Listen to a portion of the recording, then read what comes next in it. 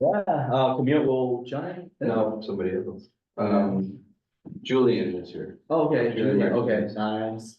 Okay, so let's get started. This meeting is being audio recorded. And yeah, because of the internet constraints here, so we're unable to turn on our video just to ensure we have a smooth meeting. So welcome to the San Mateo County Coastside Design Review Committee meeting. The Design Review Committee, as established in the zoning regulations, is appointed by the board of supervisors. Today is Thursday, May 9th, 2024, and now it's 1:31 p.m. This hearing consists of two projects. For better recording quality and the orderliness of this meeting, please put your phone on silence, avoid whispering in the audience, and wait for a prompt before you speak on any matters. This meeting is being audio recorded. There are two opportunities for the public to speak, including oral communications for matters not on agenda, and a separate public comment session for each project on the agenda. Please review the agenda to identify which item you wish to speak on and the time of that item. For the fairness of the meeting, and due to the amount of public speakers, just limit your speech to 3 minutes or less. This time limit will be strictly enforced. The chair will open public comment session during the public comment period for oral communications for matters not on agenda, and for each item on the regular agenda. I'll first read comments received before the meeting into the record for those who are not present in this meeting. For those attending this meeting in person, speaker forms are available in the back of this room. And please note that we just ran out of our speaker form, so please use the yellow sticky note to write your name, email address, and include group message about your concern about the project. And for those on Zoom, please use the raise hand feature to raise your hand to speak on an agenda item. For those joining by phone, please press star 9 to indicate your desire to speak. Please provide your speaker form, raise your hand, or press star 9 on the device before each public comment section, and late speaker requests will not be accepted. Please note that members of the public must wait for a prompt in connection with each agenda item before speaking. When you hear your name or last 4 digits of your phone number called, I'll prompt you to come to the front or unmute your account, then inform that you may begin speaking. I will then ask you to state your name for the record. For those joining by phone, pressing star 6 will mute or unmute your microphone. The Design Review Committee's decision for item 1 and 2 today, if any, will only be recommendations regarding project compliance and not the final decision on project. The decision of which will take place at a later date. The Design Review Committee's decision.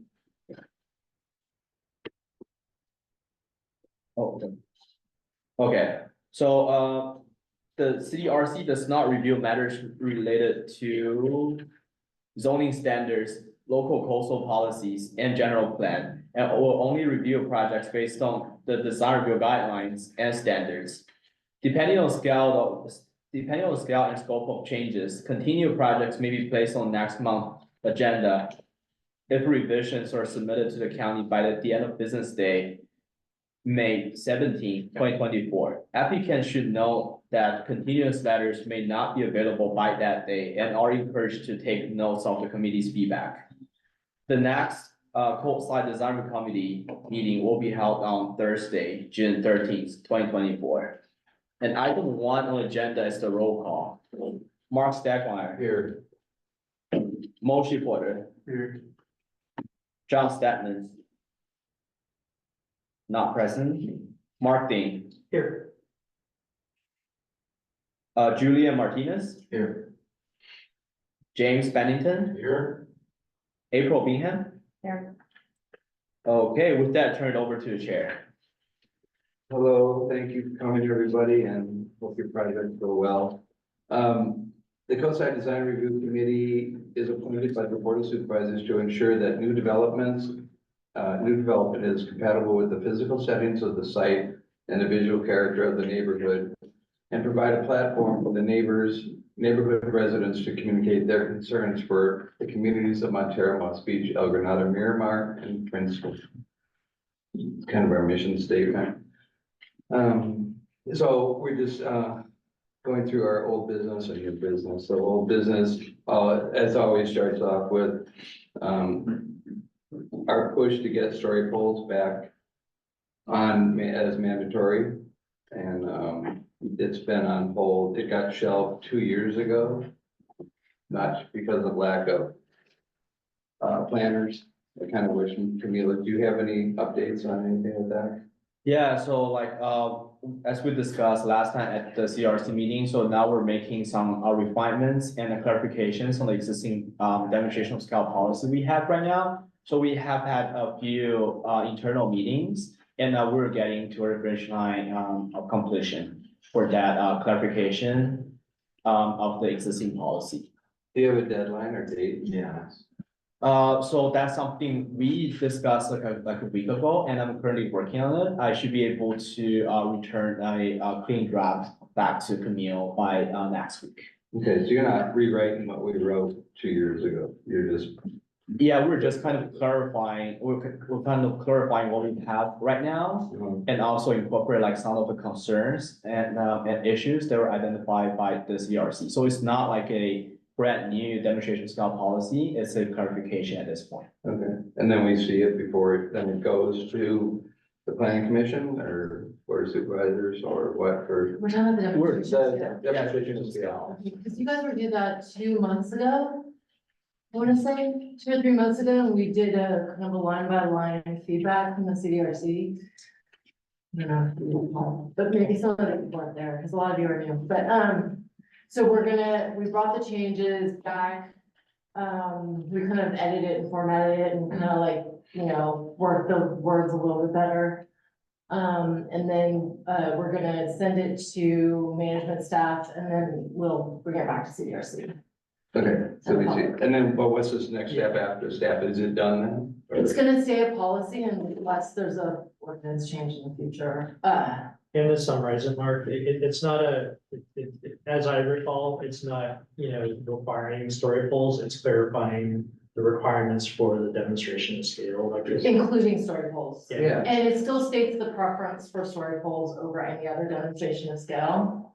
we're not still, we're still not We getting it. can't, so the background is that, we had initially, years back required story polls of applicants, but Right. there was never any like codified or adopted language requiring story polls. And so what we did was we kind of retracted the requirement, put out this demonstration scale policy, which includes like several options of doing story polls. And we, there's a petition being circulated, which we have not received the final. Okay, I'll send it over to you. Okay, yeah. Yeah, it's 76, Do you it's wanna- not highly advertised, I didn't post it anywhere, but it's just, Okay. yeah. Okay. Maybe If it needs to So be we're graded. kind of like waiting for more kind of like public feedback on it, because there was a petition being circulated. Sure. And then we'll take it up with management staff and see what they want to do, whether it's revising the design review ordinance to include that as a requirement, what have you. So, but on another level, on another track, we're also updating the design review standards. To be. Did you settle on, that's, what am I trying to think? Not doing the renderings as much, but more of a scaled profiles of these other houses and stuff because of what it's being misconstrued, like what am I trying to say? Rebecca brought it up. That perspective drawings can't be to scale, is that what you're Right, saying? it can't be to scale but they're being the ones used, in proportions to other people's houses and people are just making it look as good as they want to. So, There's a few more details around accuracy yeah, than before.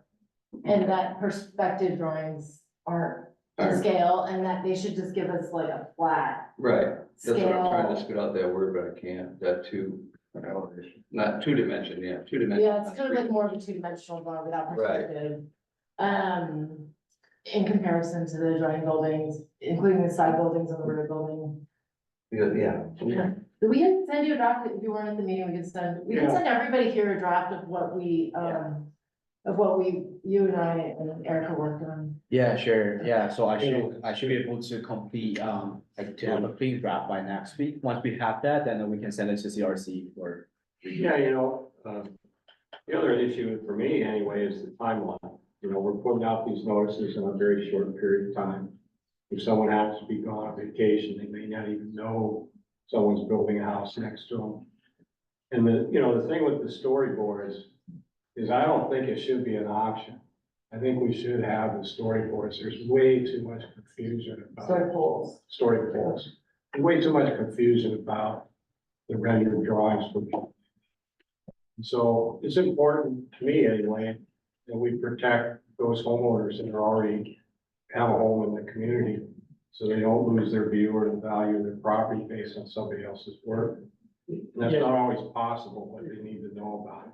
And I think this is, as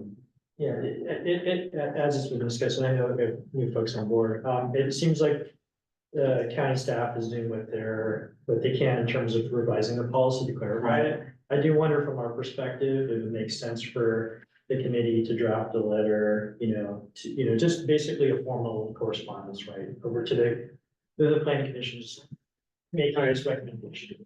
That may help their case, but just. The other thing I would suggest is I wasn't hired by the planning commission. I was hired by Mueller. So I think we should CC him as well. Yeah. Get his opinion.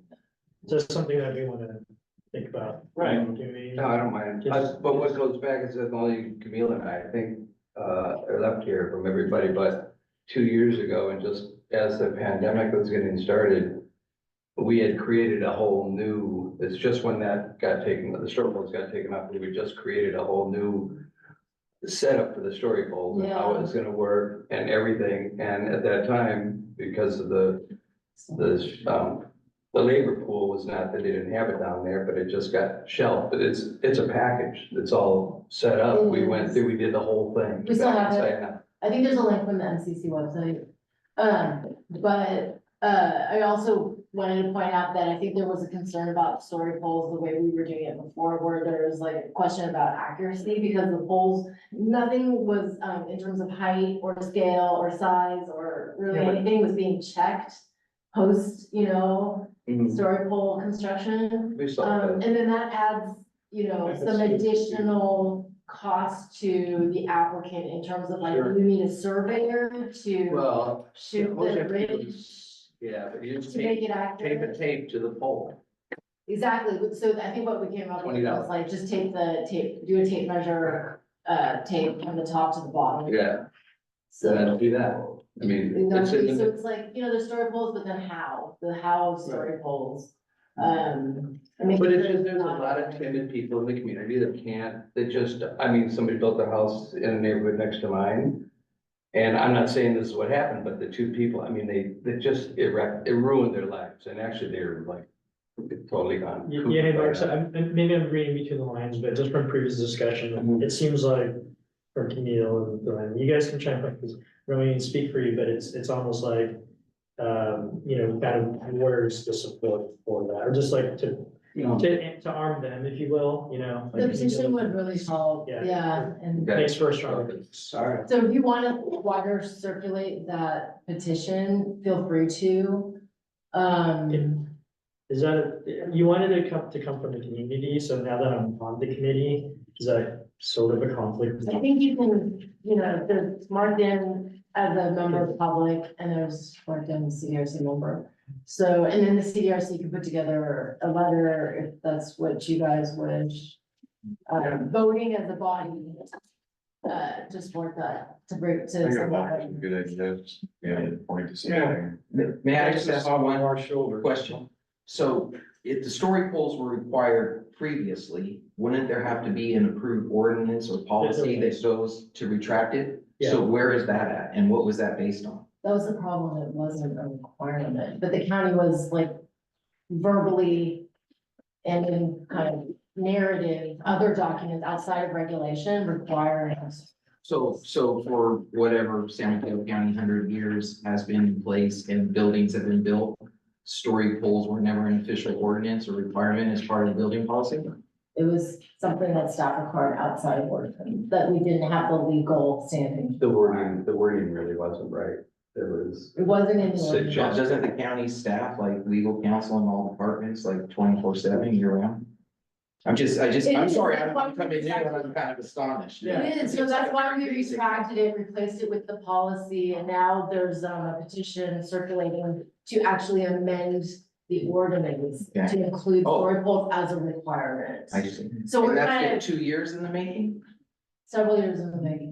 Oh I my don't, God. I mean, I think it's worth getting the community, but I don't know if it's worth debating whether or not it was a policy or not a policy. I'm just trying to, I'm curious, like, why in God's name, wouldn't it have always just been just a given? It just seems like such an important basic thing. Most civilians and people who just already live here really need that visual, and it's hard to translate a diorama or an image or whatever silly other alternatives have been offered versus story poles, which are smack you in the face. I think, my sense is that the individuals in the committee are kind of, and it's a term violent agreement with that. I think, and I'm in agreement with that, but, I think some of the counterpoints, right, is it just adds process as well as cost to builders. Rebecca mentioned, we're talking a couple thousand for $1 million build, so, like. So I think there's a lot of support from this committee to make that a requirement. Okay, sorry, I just was curious, a little bit of background, sorry. Yeah. And I know, I'm just because it fell apart or fell away and it sounds like it's not coming back. I don't think to it's the- fallen away, I think They're we're doing the waiting for a revisions. petition. I don't recall why was it not an acceptable course? Should we just add that to the document? Add that to the design review regulations. Yeah, To and then amend see what it. happens. Because there's I think the public, it's pretty clear they want story poles. But from the developer side, it does add cost, process, also on the staff level, if we're confirming heights and things like that, it adds I further guess, process. I'm just wondering, like, process wise, would it speed anything up to amend the document to say story poles are required? And send that in. The thing is, it's amend the document, yeah, I don't know if Like, we're at a point of complete 100% consensus on the story matter as it pertains to both the public and developers. Okay, So if it were that easy, if everyone really agreed and, unanimity like across the board, then maybe that wouldn't be such an issue. who would have to agree? Just us, No, the public, the public? including developers and all. Yeah, everybody who builds. So there has to be sort of a public process before you pass law to kind of give everyone a say, to say something yea or nay against what it is you're proposing. So that all has to be drafted up and formally, we'll go through the public process. But if we have to decide to take it on as a project, because we have all these other long range projects that the county's working on, and there's only 4 or 5 long range staffers. So we have to, see what their work plan looks like. Typically, the work plan gets approved in advance of it, year in advance of when the project's actually gonna work on. So that wasn't included in, the planning commission's approval of the work plan. So it has to get worked into, it all takes time. Okay, would the public have to vote on it? It goes to the planning commission it would probably go to the MCC for feedback. Then the MCC would make a recommendation, it would go to the planning commission, the planning commission would then make a recommendation to the board for adoption. The board would have to hold public hearings and the board could potentially vote to put it in, but it's a longer process and the public has to have a lot of opportunity to get feedback, including builders on the coast. Well, it sounds to me like the sooner we get our opinion in, the better this will. I just think it's what we could do, I mean, that just seems, do we want to make this like an agenda item for next, for instance, do we want to have a draft letter that we review as a committee for next? Yeah, I think so. Now, let's agendize Yes. it so that the public can participate in that discussion, since story polls really wasn't an agendized item for today, it's just kind of part of it. It's always on the first part of So the we can, Timeline, too. so we can just, Timeline too. set some specific, Okay, well, I mean, just Discussion time. because we were already there. yeah, right? we were already doing. I mean, there And you was, know what we can do is we can circulate we'll put it 2 months out. to give you all time to catch up on the documents that were produced. Why not just as soon as possible? Yeah, no, Give It it's, you guys sounds like time it's to- been kicked down the road. oh, but it takes us a while to read all this stuff out. Oh, I see. Yeah, Okay. It's so we'll complicated. circulate the stuff that was prepared like several years ago, give you guys time to absorb it. Get it on a agenda for discussion, so that the public knows we're talking about it. Sure. They can join us if they're interested. Okay, so I'll put the words to bed. Back in the line. Does anyone want to So volunteer? the new business, I'm sorry. Jeff, what? Just draft our like opinion piece or our correspondence. I mean, I know it's early, but it just feels like if you want to get going. I think, why don't we talk about? I just got 2 sentences, I mean, the public wants story polls, put them back in part of the process. Now. I mean, Yeah, we're gonna- that's my letter. We're gonna agendize it for now. Yeah, let's agenda it for next week. And yeah, great, that can be done before the Okay, meeting. let's move on. So that's not the end of it. Design standards and updates, it's just another thing from the past that, Well, they stay on there, they stay with us on the, design review standards updates. Okay. so we did it all, but I think, again. We did it all? have to do it. We are currently, I don't know if you guys are familiar with SB 35, Senate Bill 35. It has to do with, if the county doesn't need its regional housing allocation numbers from, from ABAG. So ABAG, the Association of Area Governments, Okay. gives every municipality in a county a particular number of affordable housing units that it has to either approve or build. So if you haven't, SB 35 says if you haven't reached, if the municipality hasn't reached its arena numbers, then it has to basically approve all projects, which include all affordable housing without any kind of planning. Well, you got Gavin Newsom just saying it right out loud. Half Moon Bay, you saw that in today's paper. No, Half Moon Bay, yeah. I mean. Gavin Newsom said Half Moon Bay has to approve that 5-story building. That's right, and that's what will happen unless we figure out a compromise. So it's it's just a strange thing. Yeah, well, affordable housing is a big. Does one. Gavin Newsom know how to evacuate? Hey, no. There's no fire ladders that low, So but, anyways, the SB 35 is gonna be effective on the coast starting January 1st, 2025. oh, it's not effective then. So So everything once, becomes Well, that's precedent. if people comply. so once that hits, the county is only, it's limited in terms of enforcing its design standards to just the objective design standards. Anything that's viewed as subjective cannot be enforced. So what we're doing is we're taking a look at the design standards, seeing what the city RC provided us a year or so ago, 2 years ago. As well as like objectifying the language. So we're working on that currently.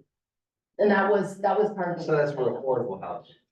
So, No, it's the design standard, making the design standards. yeah, no, I know that, but I mean, okay, For use in on January. the FD 35, Um, is it design standard or is it for low income housing?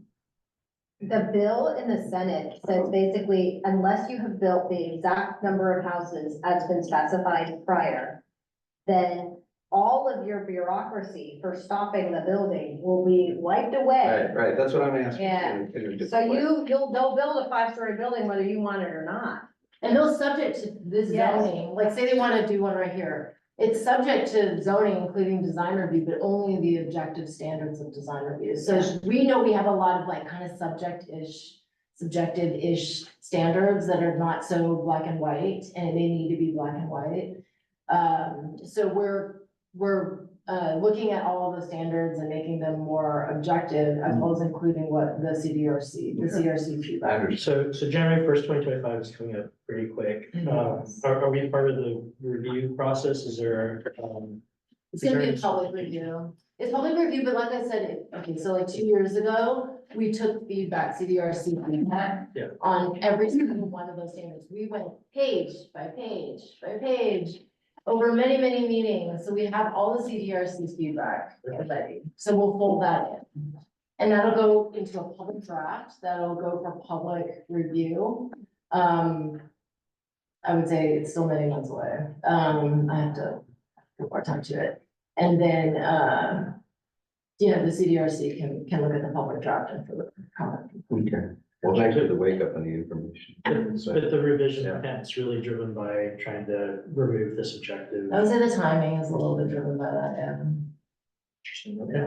Seems like it could be a big deal, but yeah. Well, it's gonna change. We want to retain as much as we can of the current standards and the standards that, the CDRC found to be important. Yeah, we did, I mean, we kind of loosened things up when tightening things up. We made it from outdated. Exactly, yeah. Glenn sent out an equity training, I put it in here so that you guys could look at it. Don't jumping right from that to that. Yeah, if you So didn't it's all get here it, for your information. if you didn't get an email, just let me know, I can resend it to you, Okay. since we have a lot of new members, so yeah, just in case your email is not, part of the mailing list.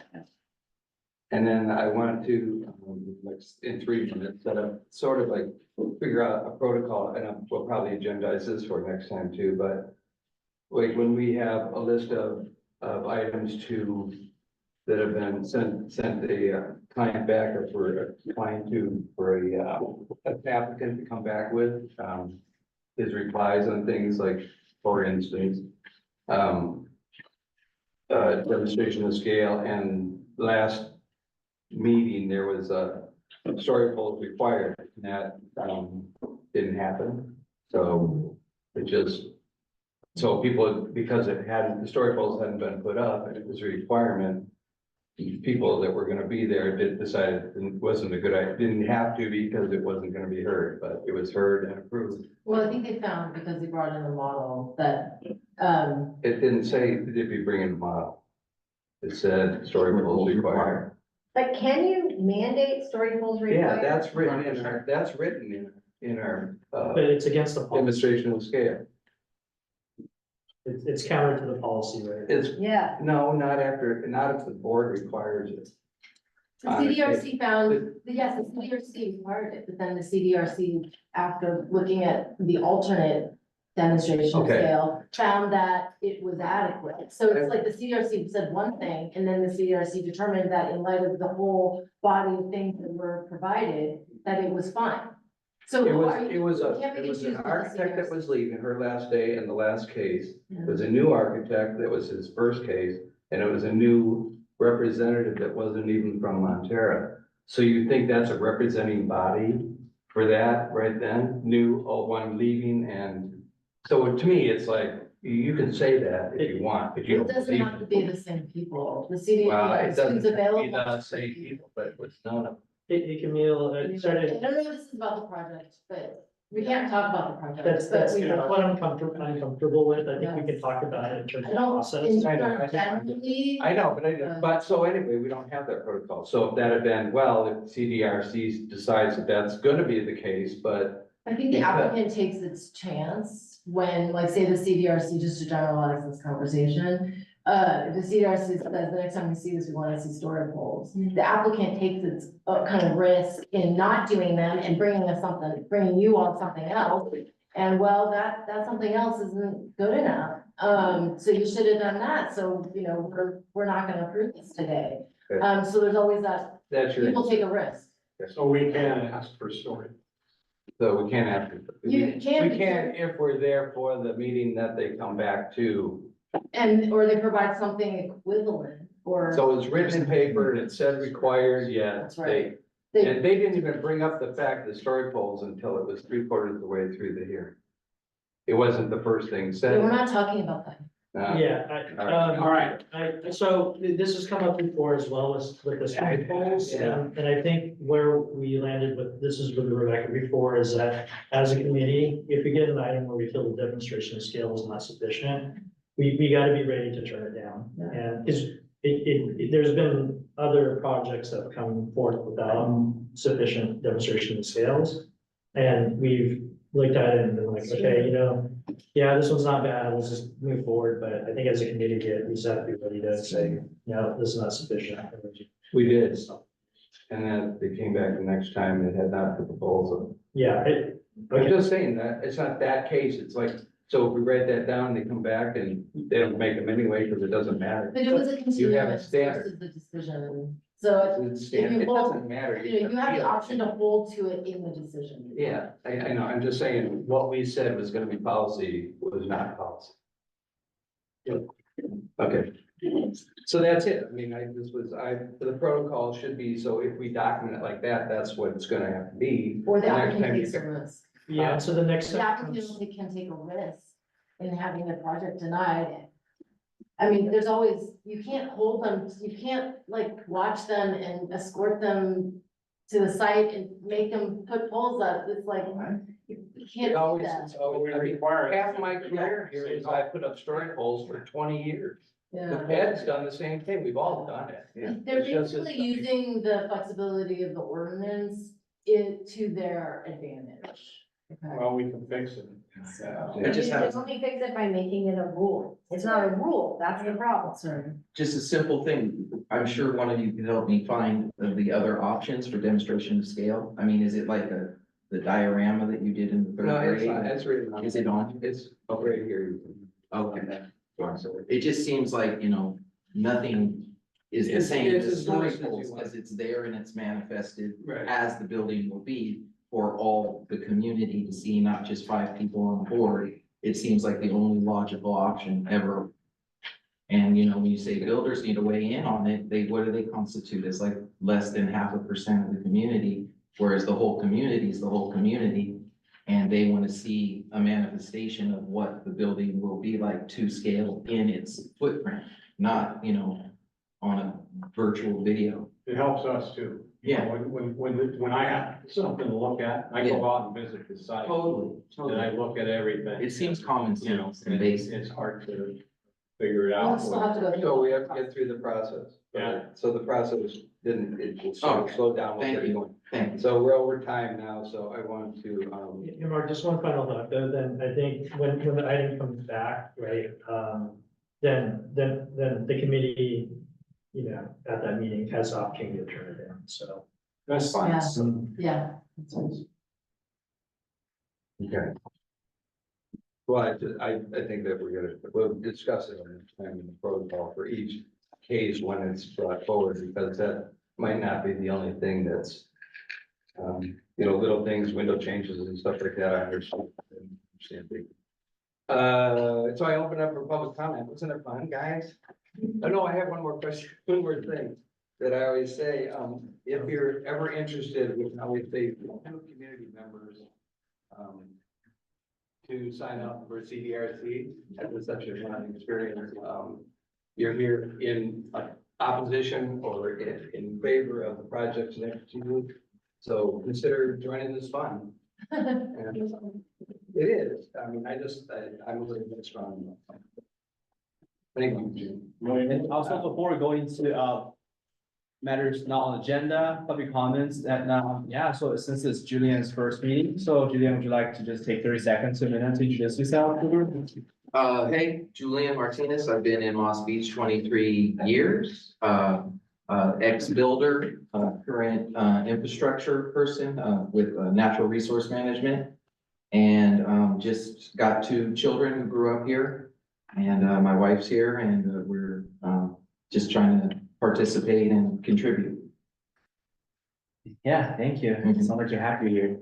Welcome aboard. Thank you, thank you. Okay, so Mark, would you like to open up, for oral communications, for matters not on agenda? Or would the public like to speak on any of the items that we just spoke of or anything? Okay, so let me read the instructions first. So, we're now opening public comment for oral communications, matters not on agenda. For those attending this meeting in person, speaker forms available in the rear. Again, we ran out of speaker slips, so please use the yellow sticky note to include the item number, your name, and email address for our record. And for those on Zoom, please use the raise hand feature to raise your hand to speak on this agenda item. For those joining by phone, please press *9 to indicate your desire to speak.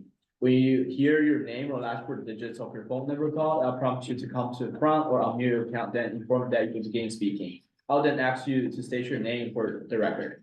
For those joining by phone, pressing *6 will mute or unmute your microphone.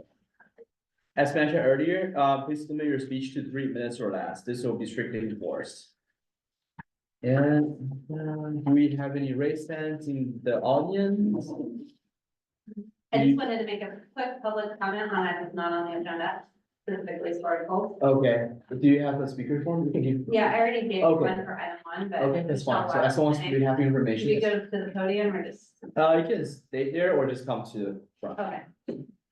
Just wanna, hearing all this discussion on the story pool, I used to be on the Mid-Coast Community Council, and I know that was a big topic of discussion for us when I was on that council. But I think that the current council does really support what you are saying about wanting to see story polls.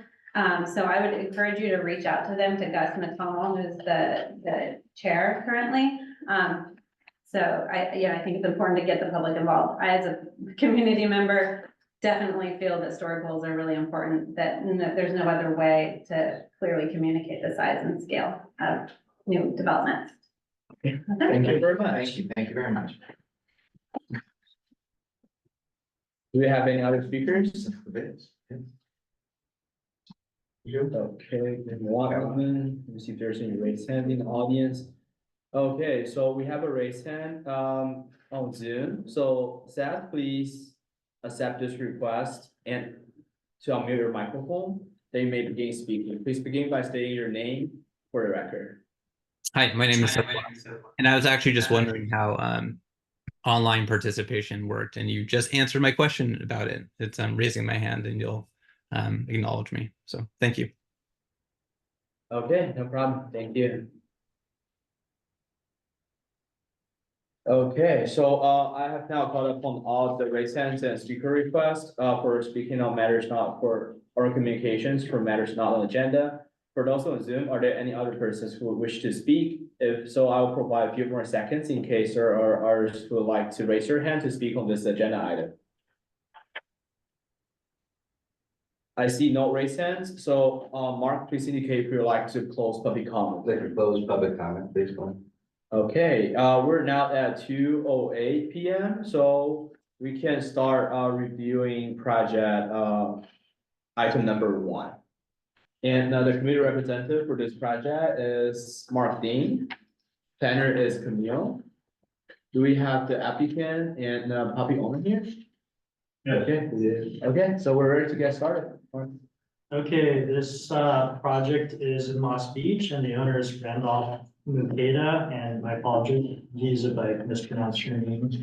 Applicant is Edward Love, file number is PLN 2020-00070. This is located on Cypress Avenue in Moss Beach. This is the consideration of the design review permit recommendation for the construction of a new 2-story 1,971 square foot residence with 1,015 square foot attached garage on a 5,643 square foot legal parcel associated with the hearing level coastal design permit and merger. The project involves no tree removal and only minor grading. The CDRC will not render a decision, but will make a recommendation regarding the project's compliance with the design review standards. Planning Commission public hearing on the DR permit, CDP merger will take place after May 9th.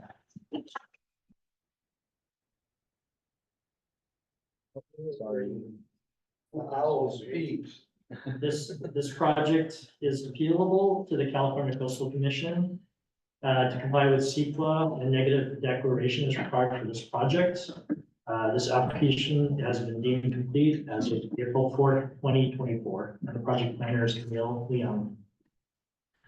Okay, just a quick summary on just process wise, and go ahead and correct me if I'm wrong here, but we give the applicants, the owners, a chance to talk about the project and maybe address any concerns that they may have heard of about the project and want to address. And then we will have questions from the committee, and then we will open it up to public comments. Then following that, we will have a discussion here, public discussion, and then decide the project. And that decision could be either to approve approve a recommendation. Or, not approve a recommendation, move this project forward. Or the applicant has the opportunity to, request a continuance as well. Okay, with that said, I'll hand it back to you. Yeah. Project owners. Yes, now time for a presentation. Okay. This house has been in the works for quite a while. And it's a very nicely located lot. And the owners wanted something that would work on the coast and a more contemporary house that's obviously oriented towards the ocean. And the view that you see at the top of the cover sheet there is the view from Cypress Avenue. And with the roofs sloping up towards the west, towards the ocean. And the roofs will have opportunity for solar panels, well oriented. And the picture at the bottom in the red square outlines the lot on Cypress. Go to the next sheet.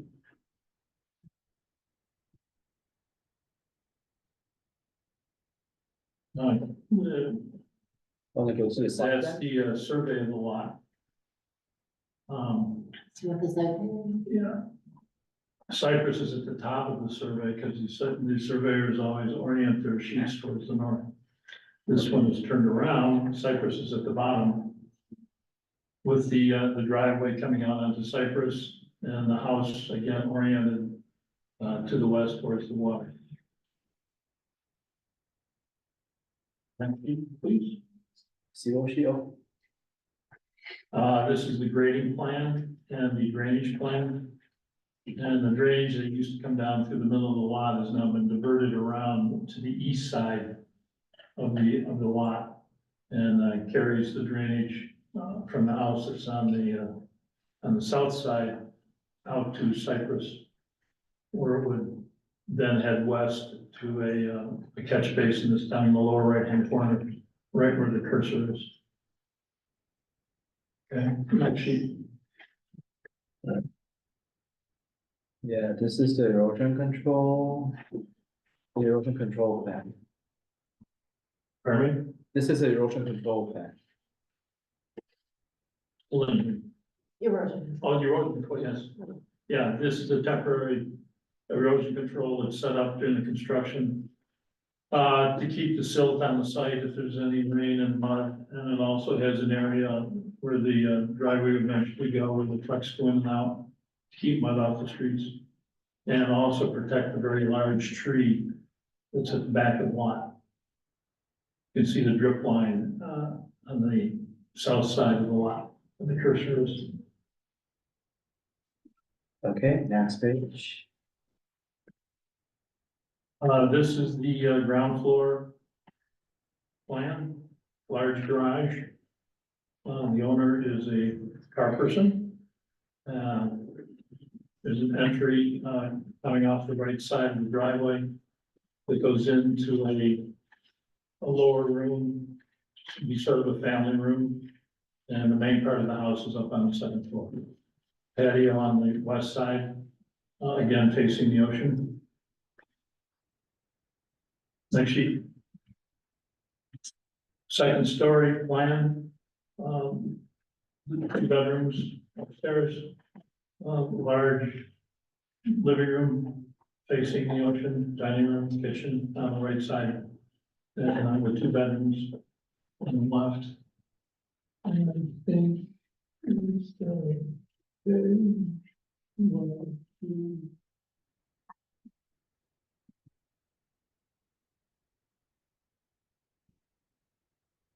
You can see the lot cover here.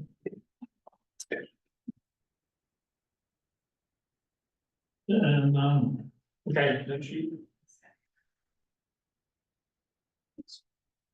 That's the roof line.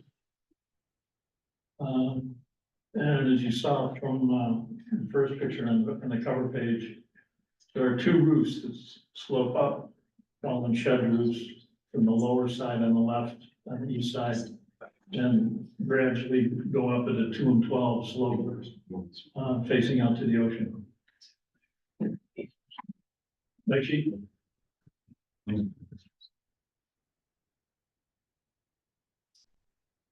This is the view from Cyprus up at the top of the page.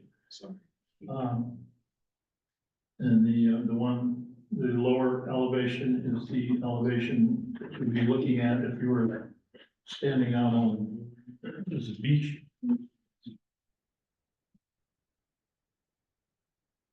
Beach what? And you can see the shed roofs sloping out to the ocean, keeping it low on the east side towards the adjacent house on the east. Okay, next sheet.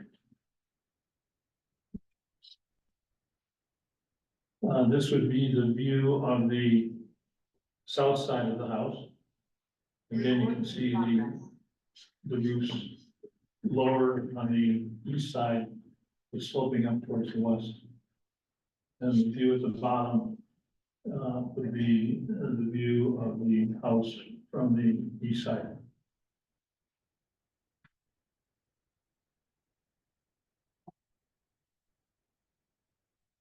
Okay. And those are sections through the house that show internal workings of the house. At the top, you see that's a section through the garage. You can see the small high windows in the garage. And then up at the second level, the living area looks out to the right. Would be the towards the east. And the rest are just details.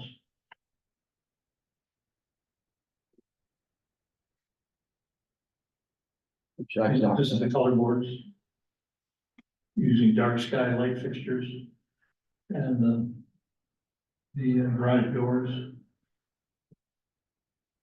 Okay, and we have our and venue. the landscape.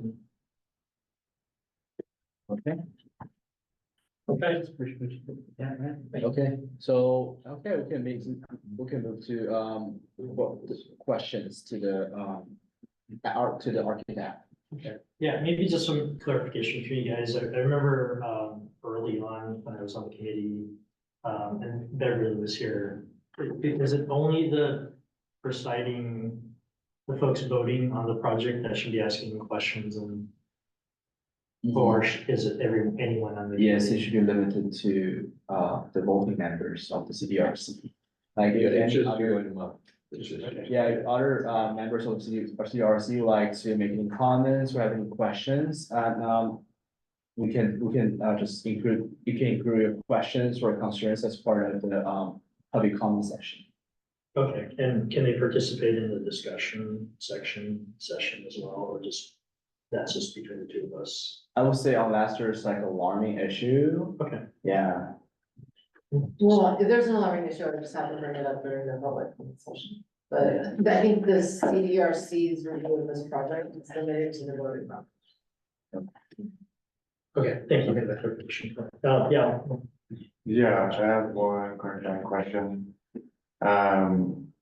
Seemed like there was a letter about the negative declaration for CEQA, and I just wanted some clarification of what has happened there. In the description, it says application is deemed complete, but I just wanted some clarification. Yeah. So most of the projects that come before the CDRC are exempt from CEQA. Yeah. This because of this project, and really a small handful has come to the CDRC with negative declarations.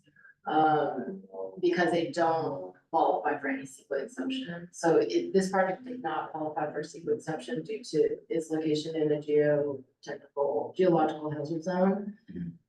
So it triggered that, very lengthy environmental analysis that we do under a negative declaration, which will be posted online with its own comment period of 20 days, starting Tuesday. Okay, so it's not done. No, it's not done yet, and the decision maker on the project will look at the CDRC's recommendation and also decide on the sequence document. Gotcha. Okay. That was it. Okay, I have a couple of questions. The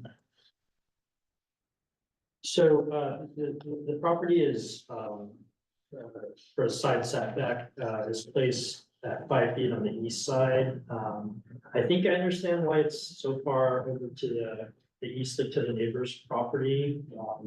Is that because of the fault line setback? Okay. Let's see here, and, can you talk about like the design intent behind having like a 3-car garage and 1,000 square foot, garage / workshop? Well, as I said, the owner who's here is a car person and enjoys working on cars. And you want to yourself there? Okay. No, it could be, if it's gotta be 2 cars, whatever it takes to get this thing going, is all I'm really concerned. Okay, don't give up yet, but I just want to ask the designer. Was a daylight plane established for this project as being east-west or north-south? No, we're using facade articulation. We have a choice there, which. Yeah, it's like a A or B. Right.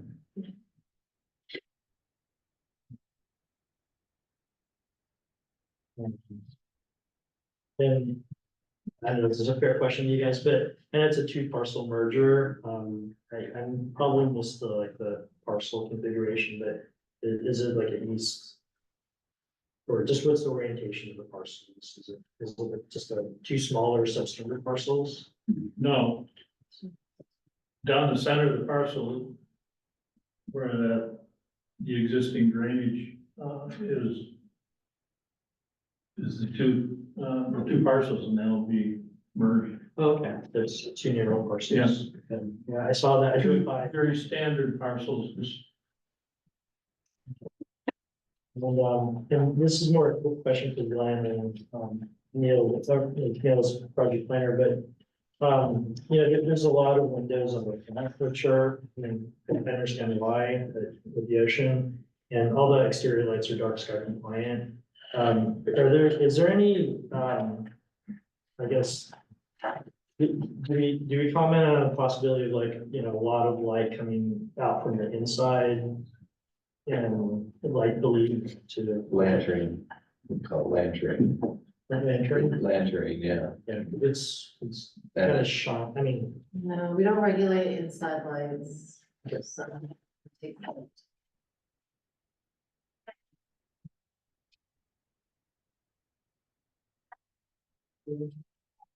one more.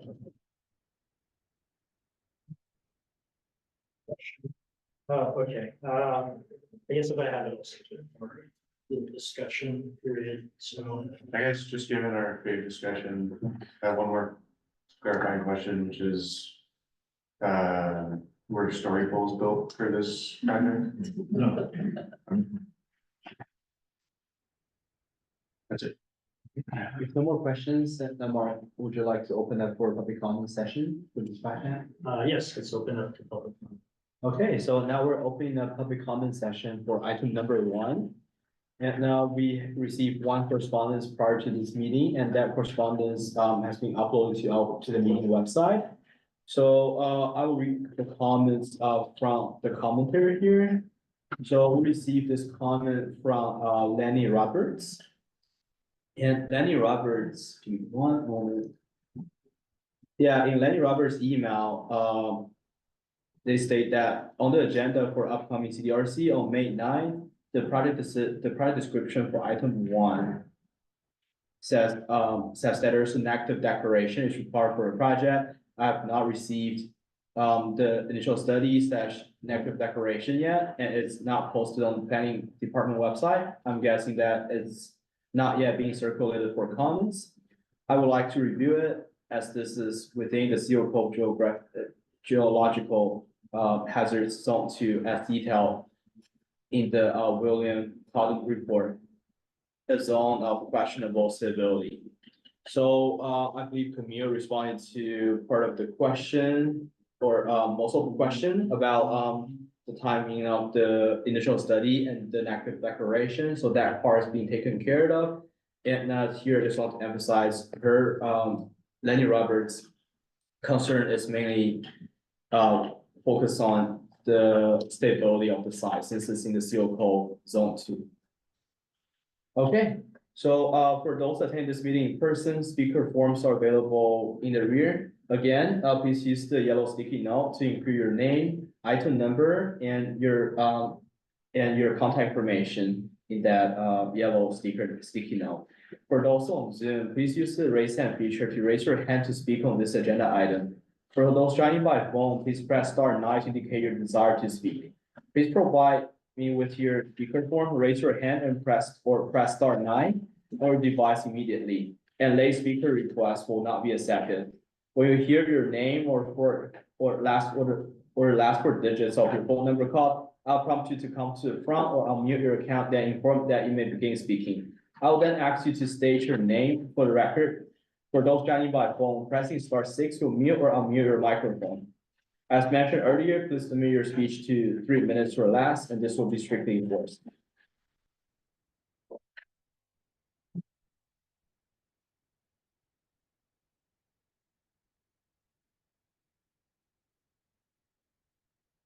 Okay, so I'm going to call the person on Zoom, so that please accept this, please accept this request to unmute your microphone, then you may begin Great. speaking, so that you'll have 3 minutes.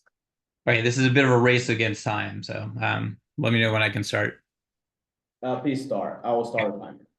Right, my name is Seth Weil, and I live at 140 Cypress Avenue, which is an adjacent property, and I'm speaking in opposition to elements of the proposed design. Specifically, the drainage solution in the house is 5-foot setback from our property. Accordingly, I ask that the board not approve the design proposal. Regarding drainage, the undeveloped property is bisected by a wide channel that has been the de facto route of rainwater drainage for the neighborhood for more than the 7 years my family has lived here, and has been maintained and widened by the county to mitigate flooding.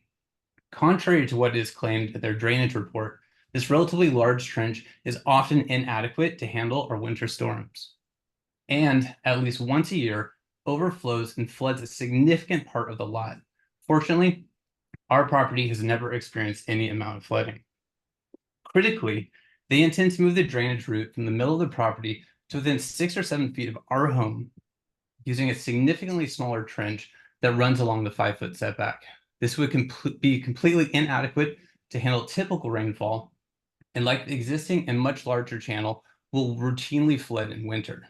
This imperils our home in violation of mid-coast design standards and creates obvious hazards that currently do not exist, and will inevitably cause damage to our property.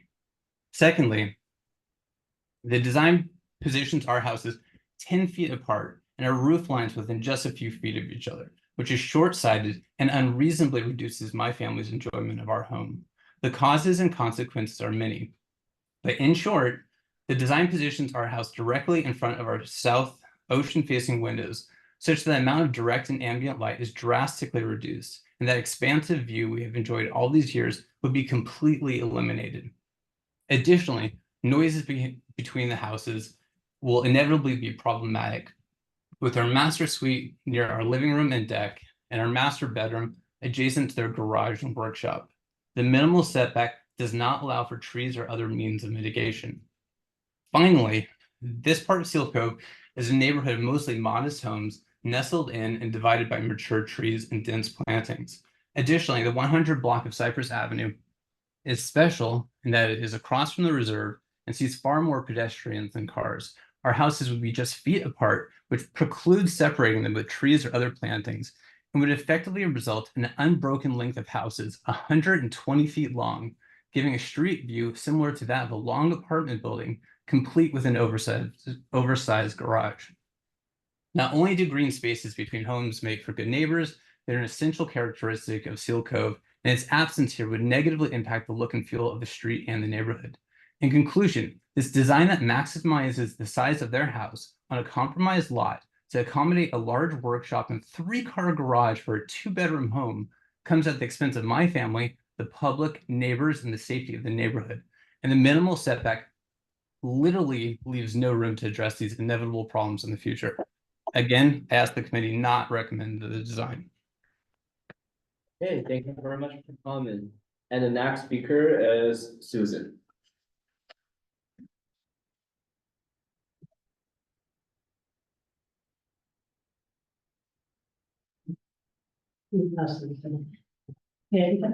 Yeah. Thank you. My name is Susan Kavanaugh. I and my husband Robert are property owners at the adjacent property behind Post building site. We are strongly opposed to the as-planned development of the property on Cypress Avenue. The design presented does not meet the county design standards for 1 or 2 family residential development in the mid-coast, section C, streams and other other drainage features. And in fact, worsens the situation within the neighborhood by its failure to properly address the stormwater and flooding issue that is well known by the County of San Mateo Planning, Roads, and Infrastructure Departments. The lot in question is a vital part of the San Mateo County Stormwater Drainage Plan. The only storm drain in a 6th Street, 3-block area is located on the southwest corner of this lot. All stormwater is expected to flow from Orville Avenue, Marine Boulevard, Alton Avenue, Beachway, and Parkway onto this storm drain. The historic established path is from the rear of the property to the storm drain in the front through a channel in the middle of the property. As our Seal Cove neighborhood has no gutters or curbs, stormwater runoff must traverse the streets and various low points and cross this lot to reach the storm drain. Annual flooding occurs in the neighborhood whenever there is a disruption in the natural drainage path to the storm drain. Depths of 6 inches at the crown or 10 inches at the edge of the street are not uncommon for standing water. Annual flooding occurs at the disruption of that natural drainage path. The plans submitted contain a provision to relocate the earthen channel to the left side of the property. However, it is insufficient for the size of the thousands of gallons which impact the neighborhood each year. The proposed non-permeable concrete channel is half the width and half the depth of the current earthen channel. For your reference, 1 inch of rain on 1 acre yields 27,154 gallons of water. The proposed containment basin and channel are woefully and undersized and will provide no mitigation in any rain event. Additionally, the design ignores the California state plan to reduce sediment runoff entering the ocean marine preserve. The area has been designated an area of special biologic concern by the state.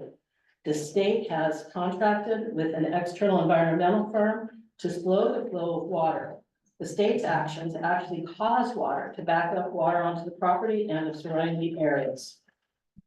Interestingly, there was a plaque placed on Mr. Makeda's property stating that the rock, sand, and vegetation along the front edge of his property were there to slow the water flow. This plaque has been removed from Mr. Makeda's property and moved 30 feet down to the neighboring property. Curiously, this happened at the same time as these reviews are happening. The plans submitted to you do not meet your standards for design. They do not address neighborhood impact for improper drainage and storm runoff. Proving this design makes San Mateo County responsible for increased flooding, property damage, and road damage. You cannot approve this design without failing to meet your responsibilities for due diligence and adherence to your own standards. We urge you to vote no on moving this project forward as designed. Thank you. Thank you. And the next speaker is Bill Moore. I also want to speak, please and next, sorry. I think Oh, it's are last. you Michelle? Yeah, Okay, I'll call you next. oh, yeah, Oh. yeah. So my first question is, who are you? The architect. Okay, you never said your name or your. Oh, I'm sorry. My name's Ed You Long. just started talking, so I didn't know who you were. I'm here. My name is Bill Moore. I live on, my wife Kathy and I live on 171 Alton.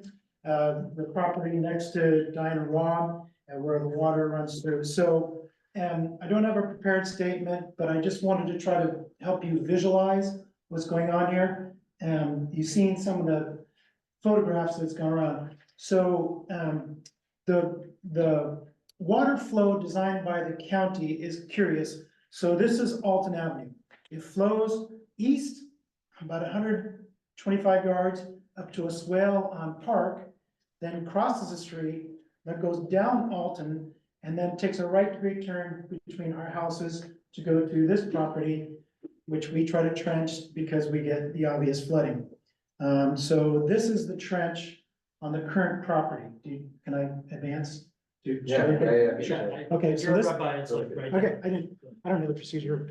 So this is the current trench, okay? This is the trench as it exists right now, which is 1,000% inadequate, well, 90% inadequate. We played in it lots Yeah. of times. Is it, it's coming straight from the center of that property? Yes, so this is, Yeah. the view is from Cypress, looking at Diana Rob's house, the backyard. Is the flow towards the street or towards? This is the flow coming at you, and then there's a cistern From that house, from the neighbor's house. between our houses. Between these two houses, it comes out through this property onto Cypress, and then there's a storm drain where it collects and goes out to the beach. This is what the county designed, and it's not a great design, but it does at least mitigate some of the flooding we have. This is the view on Cypress where the house will be built. It would be to the left of this, and it's just to illustrate this yard in here where Diane was talking about how the California has deliberately slowed the flow of water to address sediment issues. Okay, you don't see that one. And so this is the front of our house where the water collects, and this was just during a week ago storm that wasn't very much. Very often during the winter time, the entire Alton, we call it Lake Alton, is covered with water, up to your knees sometimes. So our concern, and that you heard addressed, and I'm running out of time, is drainage. What they're proposing is 1,000% inadequate, and I urge you to vote no. Thank you. Okay, thank you very much for your comments. And the next speaker is Michelle. Thank you so much for hearing me. My name is Michelle Weil. I've lived on the home directly adjacent to the applicant's property for the last 7 years. They glossed over this, but the Silk Cove neighborhood is the site of a major earthquake fault. The exact location of the fault on both sides of the subject property was determined by a 1997 study in which the applicant's geotechnical engineers, Sigma Prime, called among the world leaders in fault evaluations. Sigma Prime's trenching of the property showed evidence of this fault running directly under the southwest corner of the lot, which should necessitate a 50-foot setback from the fault, making a house on the property unfeasible. But they dismissed it as a secondary fault, requiring only a 10-foot setback. Drawing a straight line between the known locations of the fault matches the exact location and orientation of the fault trace encountered and described in the investigation, as stated by the county's own peer reviewer of the study, Cotton Shires and Associates, who recommended the 50-foot setback. There are notes in Excella regarding a third-party tiebreaker letter. However, none of the letters written after April 2022 have been made publicly available. It seems as though the public and the CDRC should be able to review and challenge these letters and the neg deck before a recommendation is made. Because of the additional setback requirements due to the earthquake fault, the house has been designed to take advantage of nearly every allowable vertical and horizontal inch. As the adjacent homeowners, this adversely and unreasonably impacts our enjoyment of our property, our privacy, and our view. It's out of scale with adjacent homes. The proposed design includes an over 1,000 square foot, 3-car garage for a 2-bedroom home. Almost all of the usable space is upstairs, with minimal setbacks between the first and second story. The first story, with a garage, workshop, and a media room, has a bathroom and a kitchen sink. Something doesn't add up. No other houses in the neighborhood have a 3-car garage. And here the garage has been made a prominent feature in the front of the home, facing the marine reserve, and directly violates the Mid-Coast design standards. The design standards state that privacy is one of the keys to a property owner's enjoyment of their property and quality of life, and that windows should be designed to minimize direct views into neighboring houses and outdoor decks. But we will be staring directly into their master bathroom and 2nd bedroom window from our deck and our kitchen table. The 3 side windows on their massive garage directly face into our bedroom, not more than 10 feet away. And then we come to the view. The home is built so close to our property line that it completely eliminates our south-facing light and ocean views from our living room, dining room, kitchen, master bedroom, and our back deck. The design standards state that an effort should be made to minimize the effect on views from neighboring houses. But this house is planned to be built 5 feet from our property line, and in addition to the draining issues that others have mentioned, creates a wall 28 feet, almost 28 feet high. Seemingly no consideration has been given to minimizing the impact of our view. I don't think it's fair to destroy our view so the owner can store and work on his cars. Seeming to add insult to injury, the landscaping plan includes an 8-foot non-native orange clock vine proposed right between our yards, blocking some of the only remaining ocean view that we'll have from our first-story windows. In conclusion, I think the CDRC has no choice but to not recommend a permit for this development to the planning commission, as it does not comply with design standards. And thank you so much for your time. Okay, thank you very much. And now our last speaker is Karen.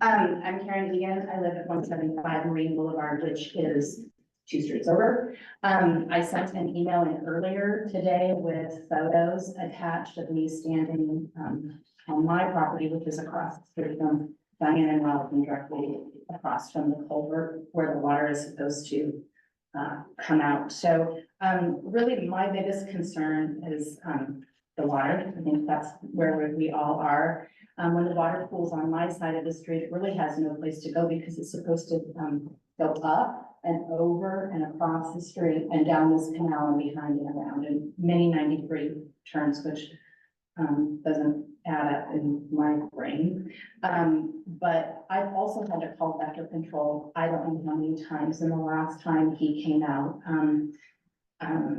he said we were lucky to have called when we did because we were about to have a major mosquito bloom. So I believe this is a public health issue as well. If we don't figure out how to get the water to flow in the right direction, we have so much pooling water,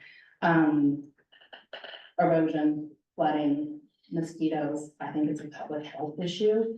I'm opposed to it until we fix how the water is going to flow from our whole neighborhood, almost 180 degrees, 360 degrees to the storm. Thank you. Okay, thank you very much for your comments. And if you wouldn't mind, we have a minute and 33 seconds. I don't know if you can pull up those photos that I sent in earlier. That would be a really great visual of. When did you send the photos? Like right before this meeting? They're right there in the outlook. They were kind of right in the top. Okay. It's a- Computer.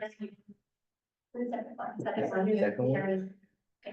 Yeah, the picture over there, and then there's also an attached file, so you can see that I can actually point it out. So this is the gate going into my house on the south side of Alton. And you can see I'm standing in a pool of water, and there's another attached multi-photo file at the bottom of it. You can see right here. I just think it gives a great visual. I've had to build a bridge literally to get out of our property, so that I'm not traipsing through the mosquito larvae. So here's the new bridge.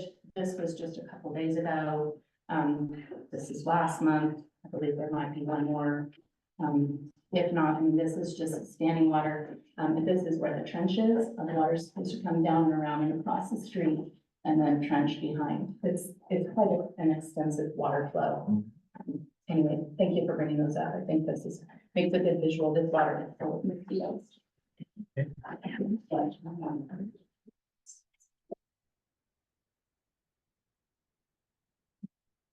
Okay, so now I have now called upon all raised hands for speaking on this item.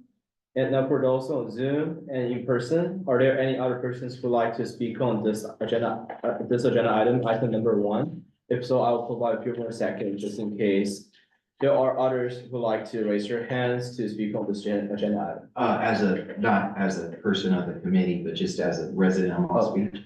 Just real quick to clarify, storm water is San Mateo County responsibility, correct? Once it enters the public right of way?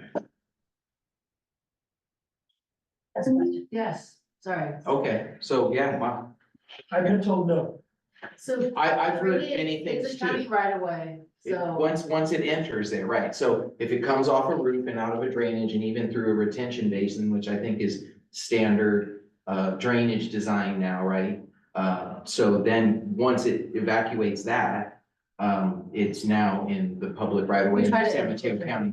Yeah, the current drainage policies try to infiltrate on site, Right, where it the does. development is. I'm on a dirt road and they did a 5 foot diameter, 8 feet deep with leach rock in, and it still goes through there and passes out. And the elevation change where, and this is a brand new home, was all designed really well, built correctly. It's just, you know, we see a lot more rain and I think it was this lady, excuse me, I forget your name, was giving the math for, you know, an inch of rain. 1 inch, 1 acre, 17,154 gallons. And so when you hardscape and or have a roof, not only are you increasing that volume where now it's open earth, but also the velocity. So velocity is another big issue. And if any of you have enjoyed walking down to the Distillery Beach area where the county storm drain goes alongside, you can see that's radically eroded already. So that was all.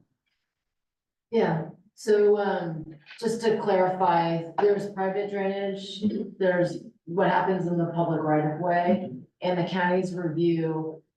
On this project, obviously, is the drainage systems that are proposed for the property itself. The drainage report should include, you know, how the property drainage interacts with like neighborhood drainage. And there are systems for directing that down the side of the house. Look back there, it's done by a civil engineer who's also the geo. Is that part of the plan set? Yeah, it's It's all. on the first page, I think. Second one. Second. Sorry.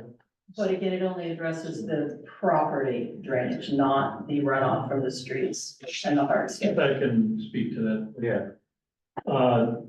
Every house that we do, the impervious area, whether driveways or roofs, all that water has to be retained on the site.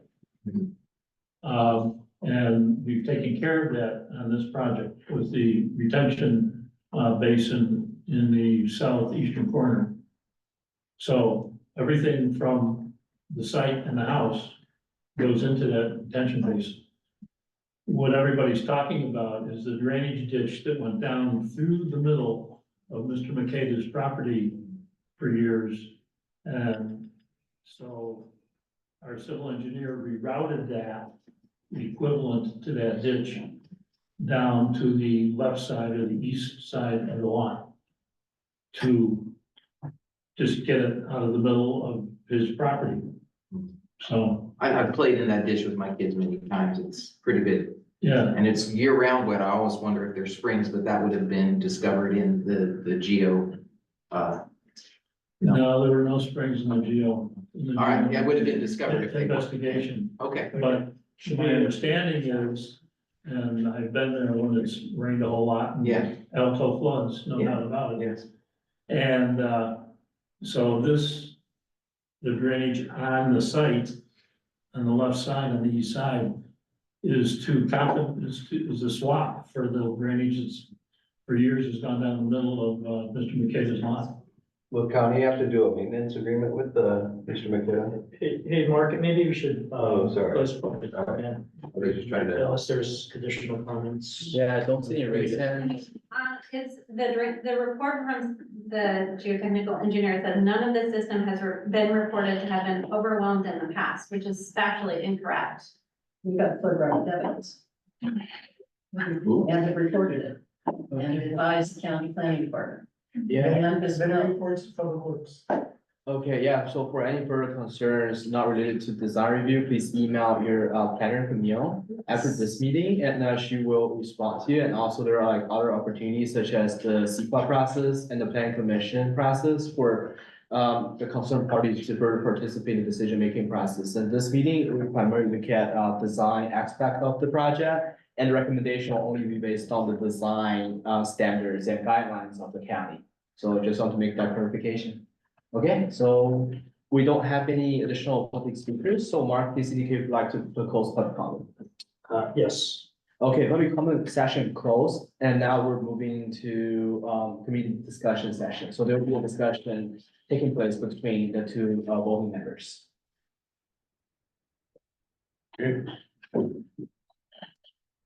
Actually, would you like this? Well, actually, what, before we start, I would like to maybe address some of the themes that I've heard from the community, just real briefly, and just some of my initial thoughts. You know, I know that this is presented as an opportunity to provide public comment. You know, Glenn's touched upon it as well. There's a planning commission. The planning commission is actually the one that does the approval. We do a recommendation for approval. And our scope really is the design review standards, which a lot of you have quoted and have looked at. So we appreciate that review. I know that site placement of the building is something that has also come up. That it's, you know, 5 foot from the side setback. That's something that I noticed as well. Maybe something to point out as well is that adjoining neighbor, which I think is one of you folks, your house is very close to that setback as well. So, you know, property owners are allowed to build on their property, and I think, you know, when other properties were built as well, I'm sure they face the same amount of scrutiny about placement as well. So it's something that we all factor in. We don't, you know, tip one way or the other, but it's something that we definitely, you know, do look at. Just wanted to, you know, provide a reminder as well that views are not protected. There's stipulations in the design review standards about the impact and effective views on neighboring properties. So that's something that we definitely look at, but as a categorical, you know, you can't block my view. That's not something that the design review standards, you know, disallows. Okay, drainage, I have some questions, but I think that's mostly around what's within our purview. That said, I'm not a civil engineer or a drainage expert, but I think we, you know, can have a full discussion about some of these concerns. I just mentioned one thing about the drainage. You know, when I bought this property in 1980, there were 6 lots that I had to choose from, of which are built on now, and they were all disc and level. There was a dirt road that was leading from Highway 1. Cypress basically was dirt, and then it went to dirt with gravel, and gravel with oil, and then it went to asphalt. But there was no drainage ditch until the Kamanaws dug one. Incorrect, we did not dig it, it was there only about the property. Okay, then the previous owner dug it, but they dug it down the property line, no, the county didn't dig it. Yes, they did. Yeah, thanks for your comment. I think, yeah, about the drainage. We'll discuss that further. I in particular, you know, I understand streams where, you know, you have public property and you have a natural stream. It seems like there's a lot of man-made movement of moisture of the water around. So, you know, my understanding is that basically your drainage, you know, on private property, it seems like the water source is not coming from Cypress Street necessarily. I could be wrong, but it seems like it's coming from adjacent properties. So it's not to say that you don't have to handle drainage properly, but it's something that I'm factoring in when I'm looking at this. You know, if water is coming from your neighbor's property, you know, is it your responsibility to, you know, what is the responsibility for it? Because design review standards do talk about drainage and avoiding, you know, natural streams and things like that, and then also adding man-made drainage infrastructure to address, you know, some of those issues. But yeah, I don't know what the responsibility is for an individual homeowner. And I'm sure when other properties around this area were built too, they probably affected drainage in some way. So it seems like, you know, the full responsibility isn't on the owners per se, but I don't know what that responsibility was. So I'd like to have some talk and discussion about in particular. Yeah, at the risk of repeating some of what Mark said, I think we hear the community on sort of three big things, and you guys are saying the water could be a big problem. I think a lot of the stuff concerning the water is sort of out of our purview, but I'm happy to address it in the way that we can. Which along with the setback concern for the fault, can be sort of included in our recommendation as concerns, that will be reviewed in their CEQA application. That the CEQA application is still in process, and there's a long review, so those be flagged, that's something that we have noticed, and they'll take note of that. And then in terms of the design items such as, you know, window location, size of the home, we'll take that into consideration when we talk, but I just wanted to address those couple things. So, Let's dig in. Alright. I think I have a couple comments. I guess just starting with the drainage, it does seem like it's coming into the site in the middle. Yeah.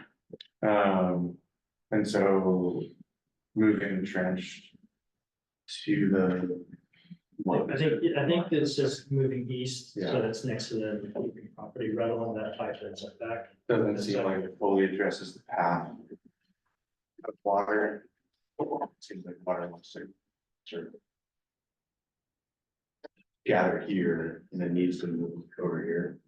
Just like this. Yeah, so I don't know if that's a comment that we can make, but I would like to sort of make it anyway, this recommendation. Yeah, we have like 3 categories, like, you know, approvals is one that is, you know, conditions that must be met. So, you know, the owner applicant must comply, and these are based obviously, you know, with the design standards. There's the recommendations, which are, we recommend that you do this. It doesn't carry, it's not a condition of approval, so basically the owner or the applicant can take it for what it is, so. And then, you know, I've also had a note before, so in my mind, those are the 3, but I think the primary 2 are the conditions and then the comments or the recommendations. All right.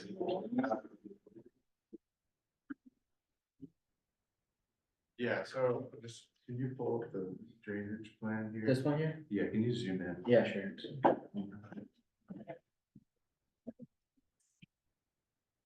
So I'm talking about this here. Just one moment. Let me share the screen so the online participants can see the screen too.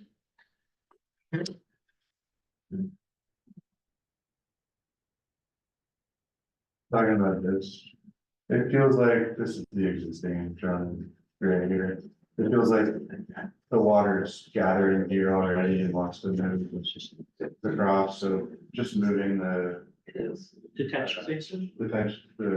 No, just moving the swale Oh, gotcha. to the east side of the site. Doesn't seem to cover making sure the water is getting around. They're regrading the middle, that entry to the ditch, they're regrading. So this is all. See that red line? Yeah, Yeah, so they're essentially kind of blocking the, recontouring the drainage ditch so the drainage won't flow that way. And kind of shooting it down where it says swale. Where I'm unclear whether that's an existing swell or a full swell, and that's off-site too, so it's like, I don't know how they're gonna achieve that, if it's not already there. yeah, I mean, I guess I'm saying maybe work with what we've got here and direct, at least show us the directly on the site over there. So that's one concern. The other concern I have is the detention basin is great for collecting all the runoff from the roof. But it does have an overflow. And I think in terms of location for it to overflow, that's not the greatest. Considering the photos that we just saw. So I guess I wonder if we could move the detention basin closer to the edge of the site, so it would have, plenty of space to overflow if it needed to. I think part of this process is, as much as we can provide some collaboration. I mean, as the owner, I would imagine you'd be concerned about your property and drainage. Of course. Do you feel that this plan, I mean, what level of review has this drainage plan? Well, it's been done by Sigma Prime civil engineers that are very familiar with the area. And they've worked on over the years. And it's, I mean, Mr. Mukeda shouldn't be penalized because there's an insufficient drainage for the whole neighborhood, which is the case that we have here. Yeah, I agree. I think it's an opportunity to make the drainage better, Yeah. with the structure. And there's questions about an easement and there's questions about maintenance of it and, he shouldn't be penalized for a problem that's been going on for years and years. The immediate solution, or not the immediate, but the solution years ago. And I don't know who made the decision or how they created it, but they said, oh, well, let's just run a ditch down through that empty lot, down the Cypress. And so that was done. Without an easement. Yeah. I mean, if Well, it was it the two parcels in the county roads that I've been in contact with the former supervisor of the county, of the Coastside Roads Commission. if it were a county project, it would. So it wasn't a project, they would send them out when it was raining. They would have their little white truck that would show up. The county people would get out and they would channel. No, I got it. I got it, but I'm just saying if it was a county sanctioned project, drainage, if this was a formal drainage system for the county would have sought an easement from the property owner for drainage. Really, they were just kind of maintaining the roads and just trying to prevent, flooding. Right. So that's why they sent their men, but it wasn't a formal drainage solution for the neighborhood. It just so happened to take place on. I don't disagree. Do you have any authority to convince county to address the issue? You're welcome. I think they really respond to the public more than. No, they don't. They absolutely, They- they sent a supervisor out who basically gave us the middle finger, forcibly. Really? And as a neighborhood meeting, yeah. Well, contact Mueller, He's retired. because, Mueller doesn't respond to my emails. okay. I can give you their, Tim Chang, who's replaced Diana Shu, who's the long. It's not my responsibility, is what his response was. Oh, Tim Chang. No, Oh.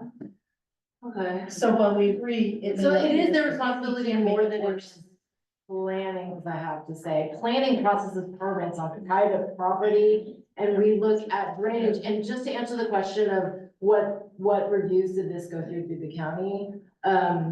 After the project Geo and the project Civil, Sigma Prime, put together this drainage plan, they also submitted with it a drainage report. It sounds like you may have read it.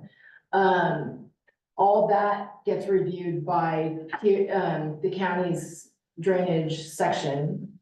And it was reviewed, and this Sigma Prime had to make some changes to it, which they did.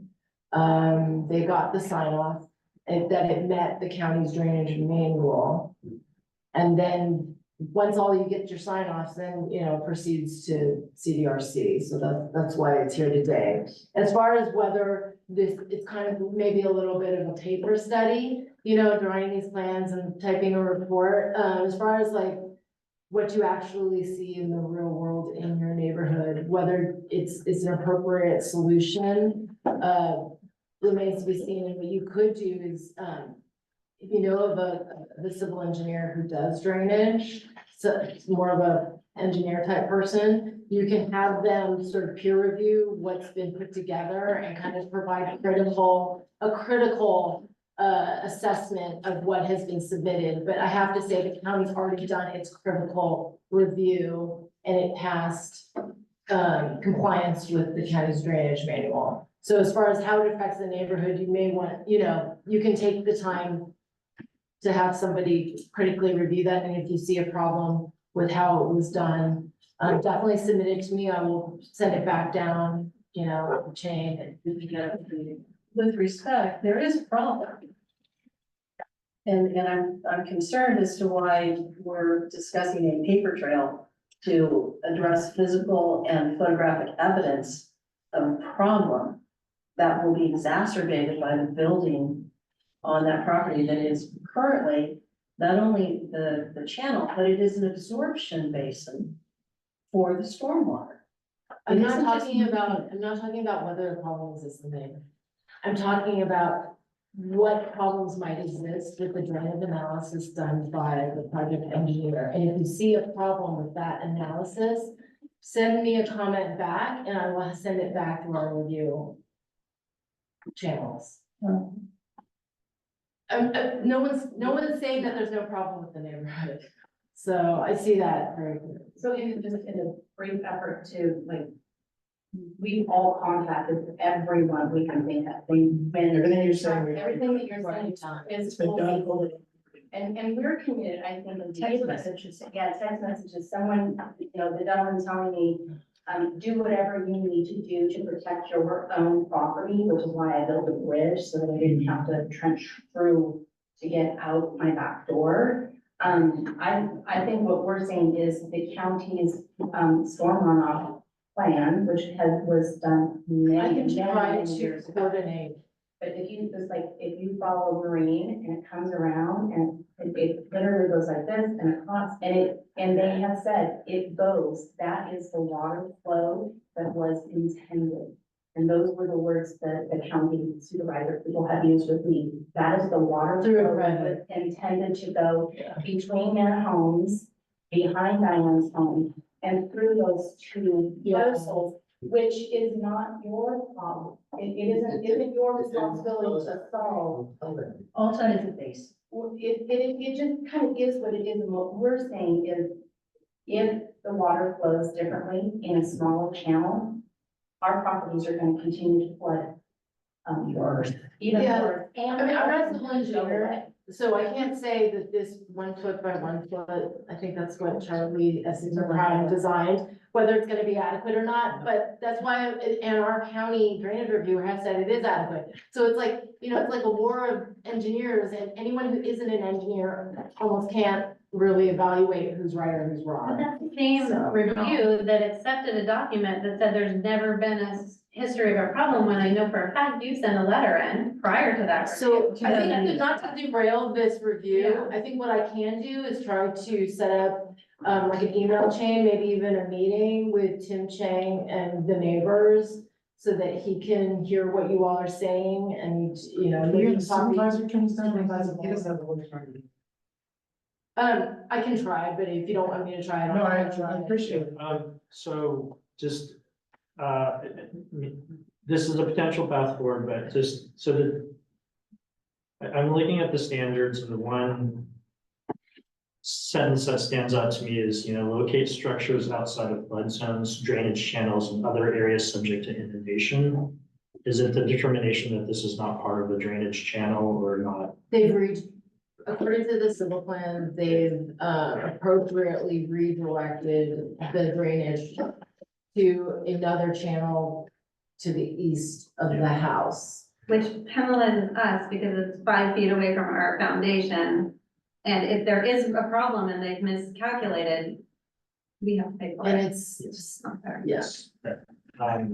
Yeah, and I can understand, well, sorry, I shouldn't say that, because I'm not in your shoes, but I can try to understand the concerns of the community. I think in terms of the path forward, I was thinking about, you know, a condition in which we essentially redirect this back to the community and say, you know, per the design standards, these are the items that must be met. And because honestly, I really don't feel comfortable, you know, making very definitive comments about drainage and water flow and stormwater and whatnot. But I would feel more comfortable with the counties, you know, you said there's a drainage person who's already reviewed it, but There just- is, just but I to think kind we of- need some more substantive feedback other than it's not gonna work. And yeah, so that's why I'm kind of encouraging them to maybe see if they can get an engineer type person to take a look at it and with all the background, neighborhood information. But you can continue with your design review and what we can, bring this all back together and the applicant can work on all these things. Yeah, I think, maybe we can just add to the recommendation, those couple comments that I was talking about. Maybe moving the detention basin and accommodating for flow at that center point of the lot. And I think that's in the interest of the owner too, to make sure, you know, you're joining this community where the water sits for months on end, so I think, if you guys can work together to find a solution here, that's gonna be advantageous. Yeah, I'll try to demonstrate that recommendation, and then we can craft it part of the discussion, so. I'd like to ask a question of the people in the neighborhood. And that is, I was over there one day when it was raining or after the rain. And I think there's a driveway further south from this ditch, isn't it? Lines up with it. Is that awesome? Where are you? Is it there a driveway or it's an area between two houses to the south of this property line? There's another property line that extends. That's the middle. You're missing, if you fill up the plat map, you will see that you're not talking about the corner. Yeah, the house So here, So what what I'm you're saying talking is, about I'm talking is about right this, here. this driveway area here, Right, right here. 170. Well, the whole this whole driveway. 151 Alton. Yeah, that's us, we're 171, This is- 51. This is the more, this is the driveway. This is the drainage ditch that's there today. This driveway slopes towards the street. Mhm, It floods up to approximately the front of the car mhm, with water, because the water is expected to flow from all of these streets right, across the small swale here, mhm, down here, make a right-hand turn, come to the edge of the property, make a left-hand turn, right, and it terminates currently, the concrete ditch terminates in the center of the property here, right, and then goes through the channel out to Cypress. The storm drain for the entire right, 3-block area is located here, right. which has been deemed the low point of the neighborhood. Mhm. So when I was there, I saw water going down through here. Right, and when it flows. And I think maybe there was even some going down the driveway perhaps, I'm not sure. No, But the driveway would flow, but maybe. Yeah, the driveway is above the grade of this ditch, Mhm, so the driveway, the water accumulates here, again, comes down this ditch, okay, across the back, and then it flows as long as there is no impediment in this earthen ditch. mhm, When this earthen ditch is full of debris or mud or water, because it's rained so much it's not absorbing, mhm, then the water backs up and Right. floods the entire neighborhood. mhm. You and I spoke in 2018 on this. Oh, you did? I know, but just as a process check, I know we were, I mean, you know, as I can't go along with your opinions over. This is, I think, an avenue for the community to talk with the project owners and applicants. Just, yeah, there's a lot of other items that I have to kind of. Yeah, it needs to be resolved before it goes to plan. Yeah. Yeah, okay, so,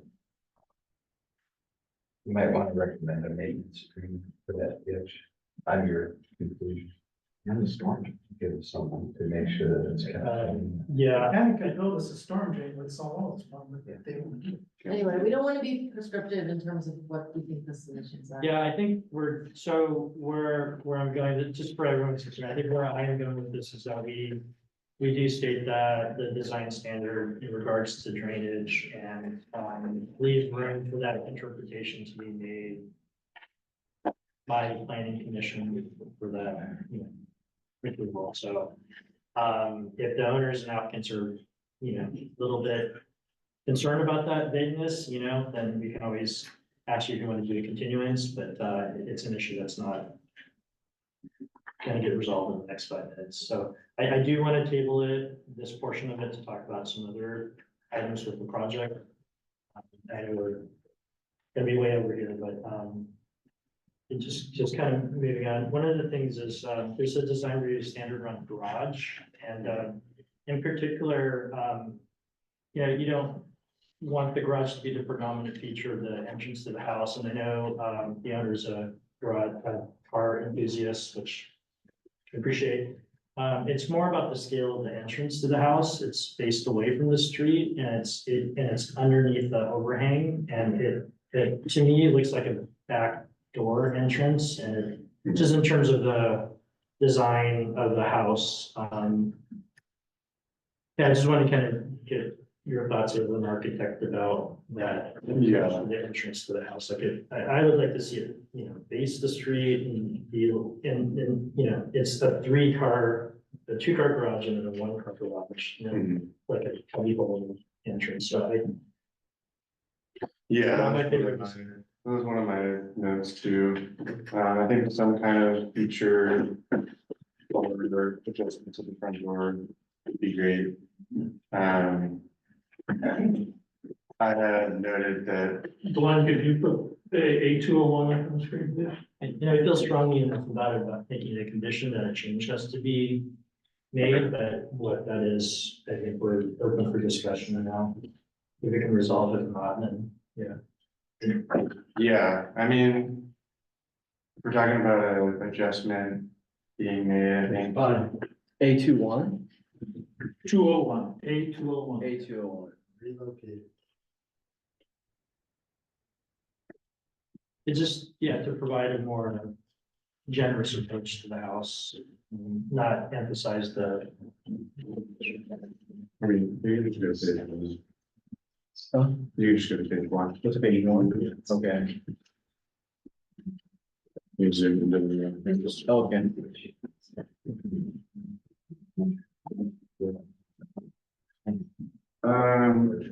So yeah, we're talking about this. And the prominence of this compared to the entry. I think a couple of things can be done. I think a change of material could help here. I think relocating the door to be on some front face of this facade would help. I think if we were just working with what we've got here, adding a post of some kind to sort of drive your. A little bit of a front porch. Some kind of celebration in the entrance. Would be great to have here, especially considering the largeness of the garage. Okay. Did that cover your thoughts on it? Yeah, I mean, is that, you want to be prescriptive on it and include all of those things, or more, like this? If we can't work it out here, then it's to send it back and you gotta. Yeah, let's get through the rest and see where we're at. Okay.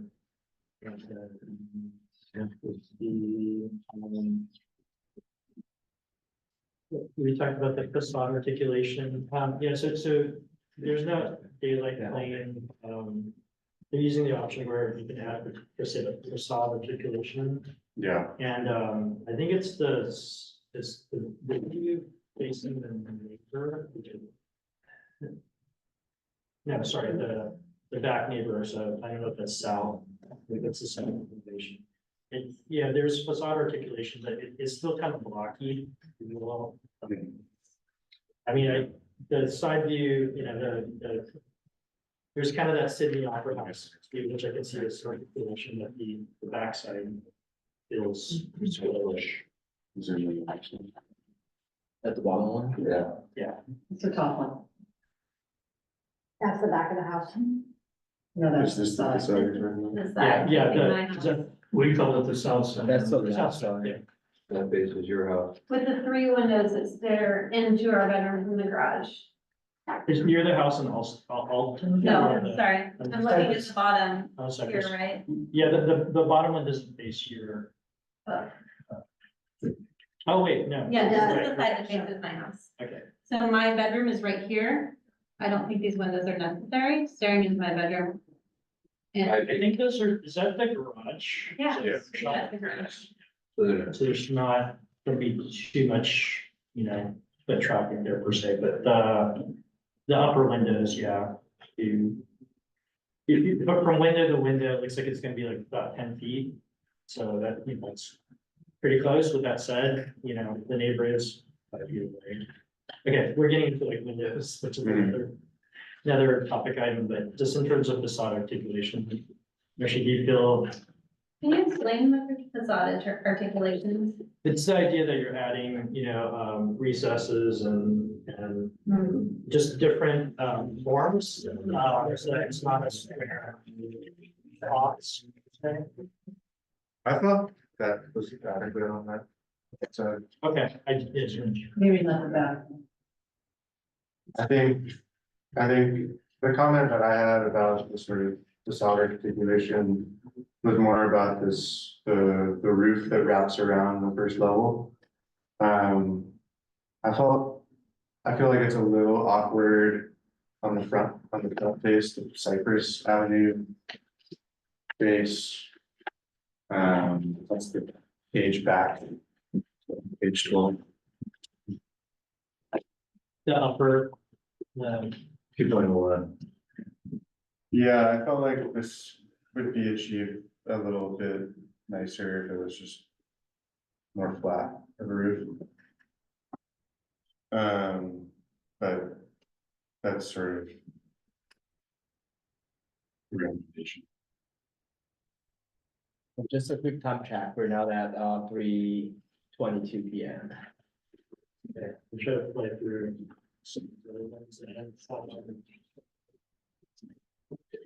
Just, yeah, there's a privacy, yeah, design guideline, and it really kind of talks about windows and openings, facing neighborhood, so it looks like the neighborhood properties are on the south side and east side. And there's a south, so the eastbound Cypress, south properties in Austin, and you know, I feel like the windows on the lower level are less of a concern because it is the lower level and you're, you know, it'd be more the owners that would be concerned about the views in, but more the windows. Just the the quantities, but yeah, I guess it's more just a call out from my perspective. If you have any thoughts on that. Yeah, the only windows I think I'm concerned about are those two that were pointed out by the community. That face south. That would be South elevation. no, north. Is that right? I don't know. I figured out these call outs. So No, it's to the neighbor to the left. it's a little bit of a hard adjustment to make for that bedroom.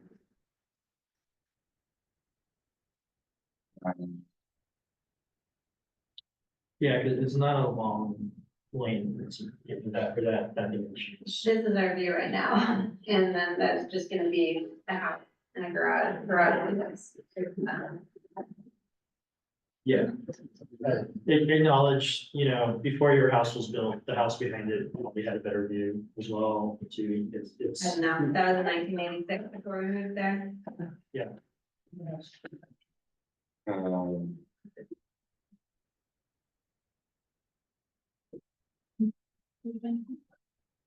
Yeah, the predominance of the windows is on the ocean side, you know, facing, so it's gonna be a developed. Yeah. So I'm not super concerned, so. Yeah, it's just more the south side would be like doing more of a clear story, or would you seem, I mean, it is a bedroom, you have to have. You need an egress window. Yeah. The architect team, are those, one of those windows, is that an egress? Which one now? I'm looking at the south elevation. Yeah, the south elevation there on the upper story. Yeah, the two, the better. Oh, those two up there? Yeah. They could be up higher, or they could be, obscured glass. Yeah, Egress. Yes, well, egress payment and egress out the other side too. You can do the egress at window 89, above the window seat. Right. Those could be shifted. Could be higher, like to get some light in I think that would help. at that side and they could go up high and in the ceiling. Mhm. and how do you and Deanna feel about, the exterior? I know, It could be obscure too. Yeah. I think that would address, I mean, you can, no one can get 100%, but I think that can address some of the concerns about privacy or. Okay. Yeah. I think the clear story adjustment can be a requirement and the frosting can be a recommendation. So. So we call that the east side though, but so. Gotcha, yeah, I, It's just The confusing. ocean is always west to us. That it's labeled, That makes it easy, but yeah, the late. It says left, north, that's fine. yeah, that's what confused me is how Right. restrictions are, okay. Move. So, okay. okay, and then we're- Numbers 112 and 112, right? Yeah. 112, okay. So 112, 112, move up. Requirement, recommendation to frost Right. or to obscure. Sorry, what are you saying about the garage windows? No, Why not? we feel that that's, there's a fence there, it's on the first level. The fence is not to the level of the windows. There can be plantings, trees, et cetera. No, No, there's that's gonna what be it a was drainage discussing. now, and there's a hardscape on our side. That's completely unfair. I mean, at least frost those windows. I don't want someone looking right into my bedroom. They could be obscure windows, no problem. The ones in the garage. Yeah, the row along the side of the garage, Yeah. the east side or north side. Okay, so a requirement to obscure those for crossing windows. Mhm. Great, okay, it's Those would be the 52 windows, the number is 52. There's 5 of them along, or 4 of them in the garage Yeah, that's right. and one adjacent to it. yeah, 52, there's 3 on that side and the on the other. And Are you frosting the garage doors? Yeah, Yeah, Does it look like? yeah, exactly. okay, those are the items I have. okay, I have some comments on the landscape plan. The landscape plan seems pretty formal to me. Considering the design guidelines for landscape. It's kind of a odd note is specified in California copies, as it means specify manual, that's what you can. Yes. Okay. You felt they were informal? Okay. I hope it's just too linear. Oh, gotcha. Yeah. I love linear. You like kind of thing. I do. Modern. It is a modern home. Yeah, so the landscaping plan on the screen.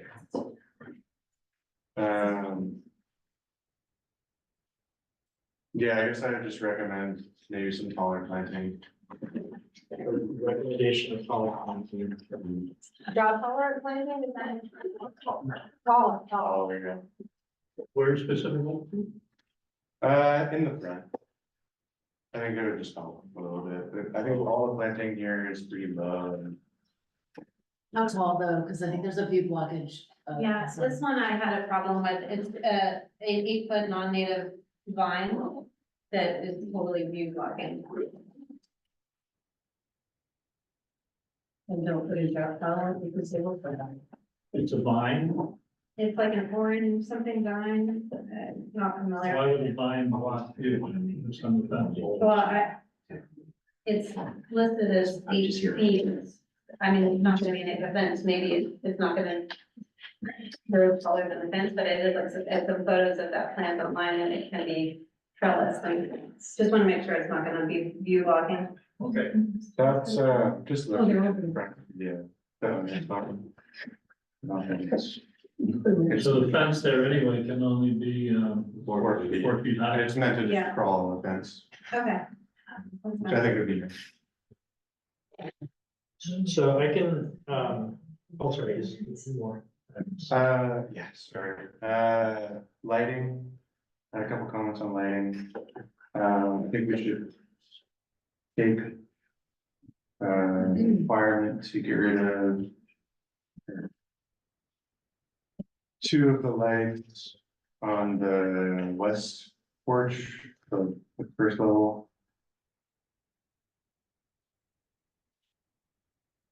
You just strictly downloads. Yeah, you're talking about in the entrance idea, like the recess space that's in the. This guy, idea. Outside the media. This slide here, that big. Yeah, there's 4 of them. I think it can be, I think it can be tuned back to 2. To reduce the lanterning and light out of. Oh, gotcha, so, okay, so that is the. They're in the solid. Yeah. Yeah, they're kind of lights. Okay, that's right out in front of the Flagstone. Yeah, it's the first level. Yeah, What's she doing now? I'm on page 18.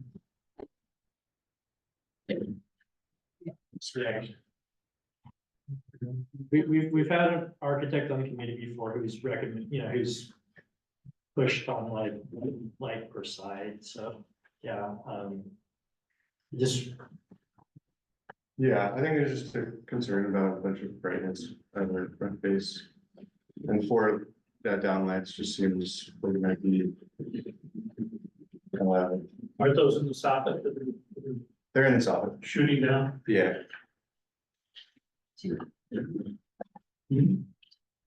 So the, request to reduce from 4 to 2.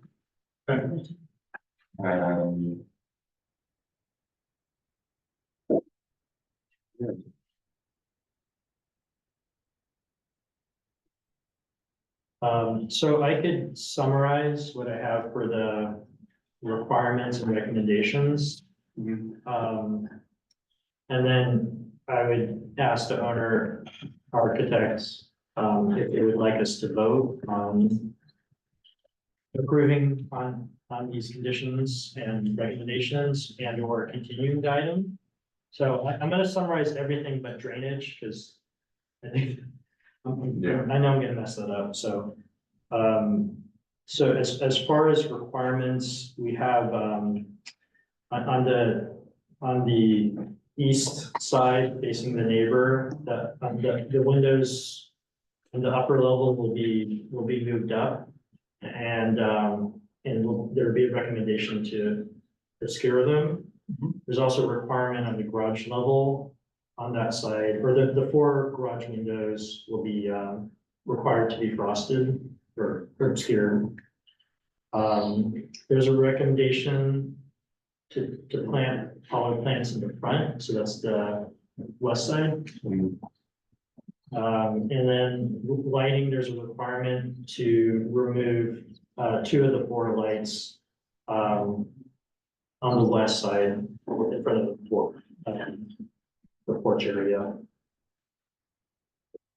Now, the other big item is what do we do with the drainage in terms of? Sorry, the entryway. You didn't Oh, I'm mention sorry. entryway, the front door, the front porch. Entryway, okay, and the. Yeah, the front the porch. Detention basin too, there's a recommendation in the detention basin. Yeah.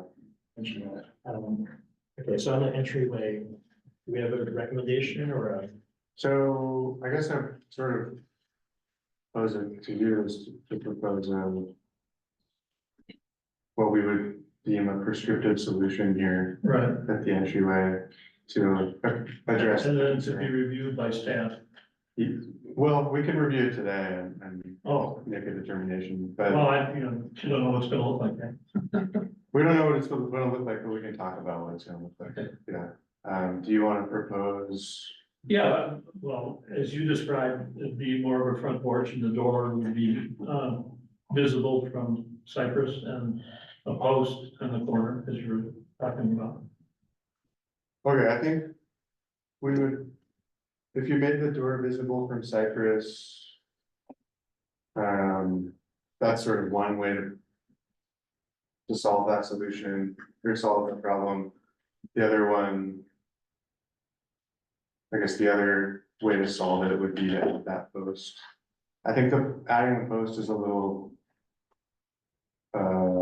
less resolved, and I think I think we probably want to see a material change.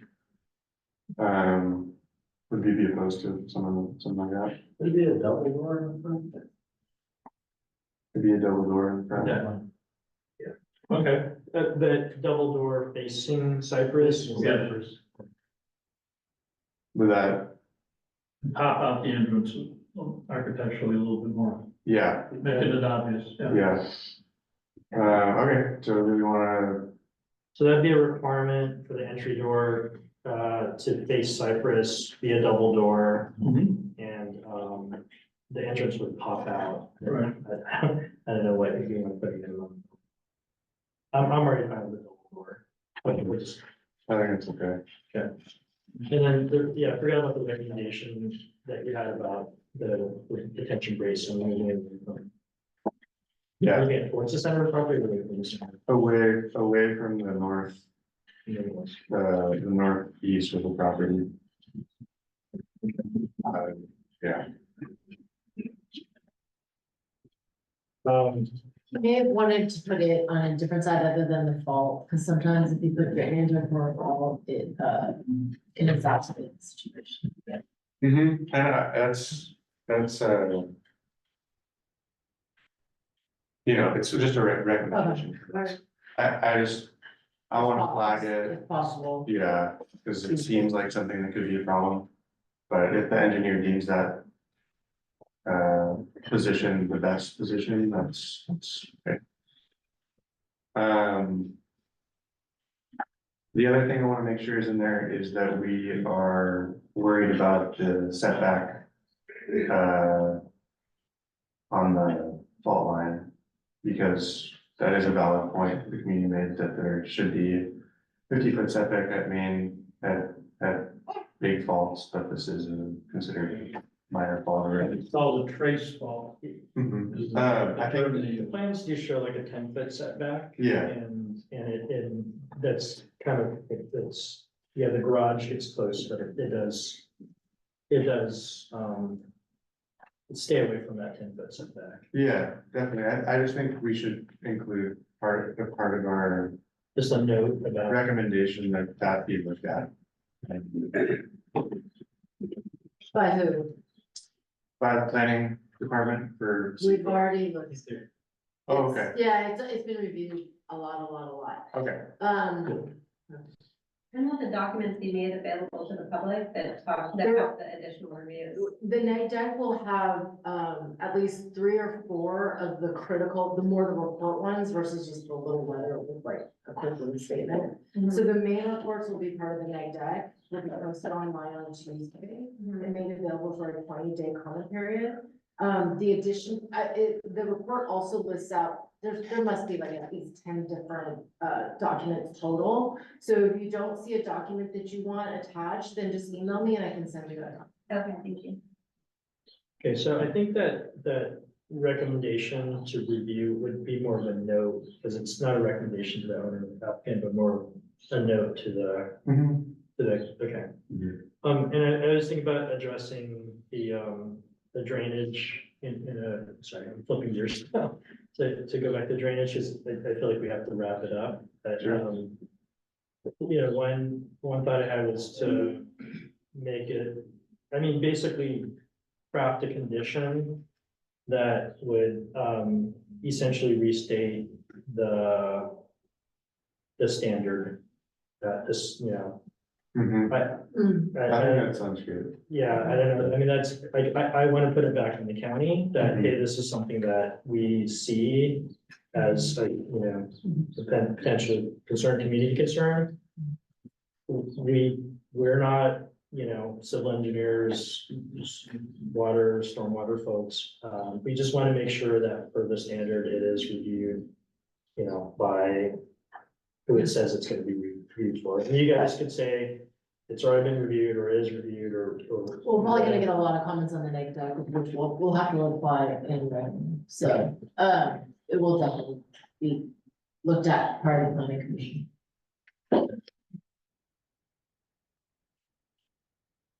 I think that's all I have. I know we summarized it again, but, you know, would you like us to take a vote? To take a motion? Yep. Please. Okay. Bear with me here. I'm gonna make a motion to recommend, this, a design review permit is issued by the planning department with the following requirements. A requirement that the drainage design standards, stipulations in there are reviewed by the planning department where applicable. A recommendation that the detention basin is moved away from the northeast side of the property. Also a requirement that the upper story windows on the east side is moved up, and recommendation that it is also obscured. A requirement that the garage level windows are obscured. A recommendation that taller plants are chosen for the front. A requirement that 2 of the lights on the west porch side, the first level, will be removed, so you go from 4 to 2. And then a requirement on the entry door that it is changed to a double door facing Cypress, and the entrance is moved, is popped out.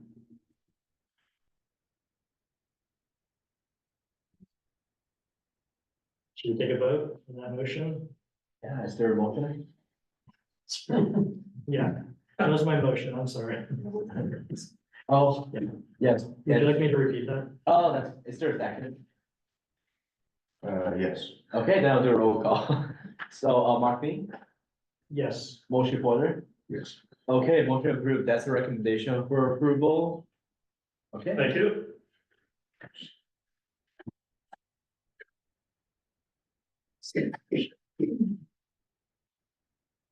Yeah, click right in. You okay? Okay. Oh, sorry. I'm not- We'll take a break. Okay. Okay, so just take a 5-minute break or 3-minute break.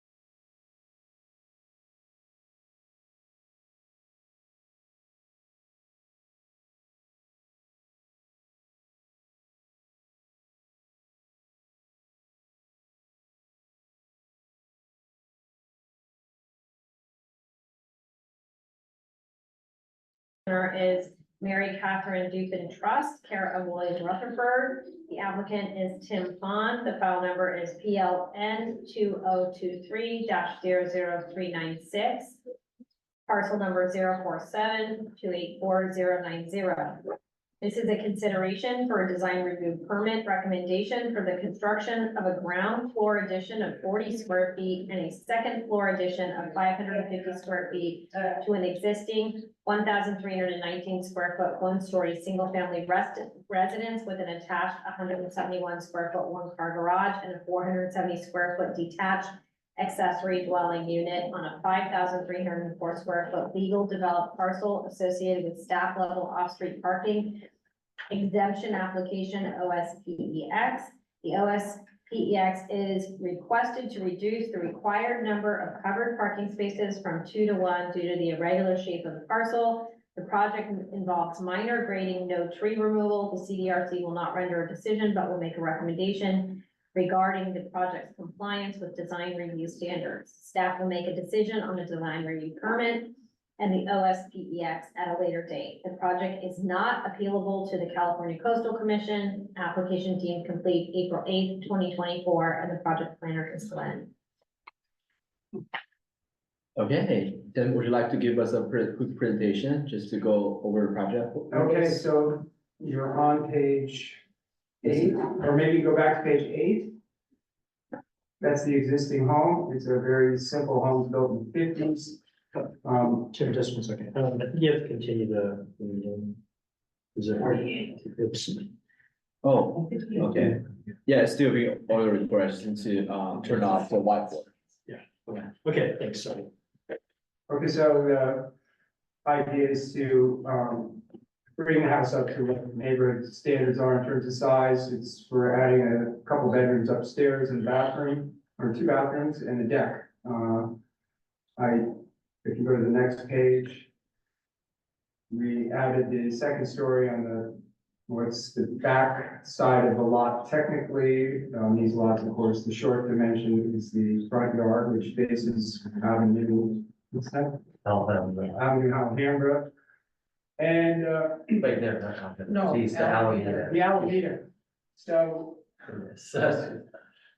we pushed up the back of the house. We got a stairwell with a new entry. And then we've got basically a new roof up there and then a deck over living that's stepped back on the existing first floor that you can see there. It's a pretty simple project. The facade articulation is the method of compliance that we used. We stepped back the floor slightly on the east and north sides to give it a little bit more articulation on those levels. And then, of course, it steps back at the deck as well. We're going to use existing colors on the house. And the roof material will be similar in color, but probably, I think I spec'd it out as metacrylics, which is a water-based, it's a water-based material that's very environmentally friendly. And we tilted the roof to get a maximum solar exposure to solar panels towards the south. The drainage, we're adding 40 square feet, and we're adding 40 square feet of impervious surface.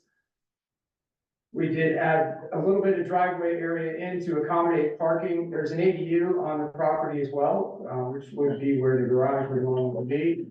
And we basically took that driveway and reconfigured it to accommodate, I think there are at least 4 off-site parking, including the four parking spots on site, aside from the garage that we're adding. That's about it. Okay, then we'll move to the question section. Yeah, so I've got a couple of clarifying questions to ask. Okay. Do you have a lighting selection? I don't see any lighting in the plans. We have some exterior lights spec'd out as Maxim Civic. So they're dark sky compliant lights. There'll be one at each door. but there's not exterior lighting Okay. beyond lights at the doors, one light at each door. And there's nowhere that I could see the situation of the ADU. I'm just curious. If you pull up the plot plan, just be a 1, 0, or up. Up. Two more up. Right there.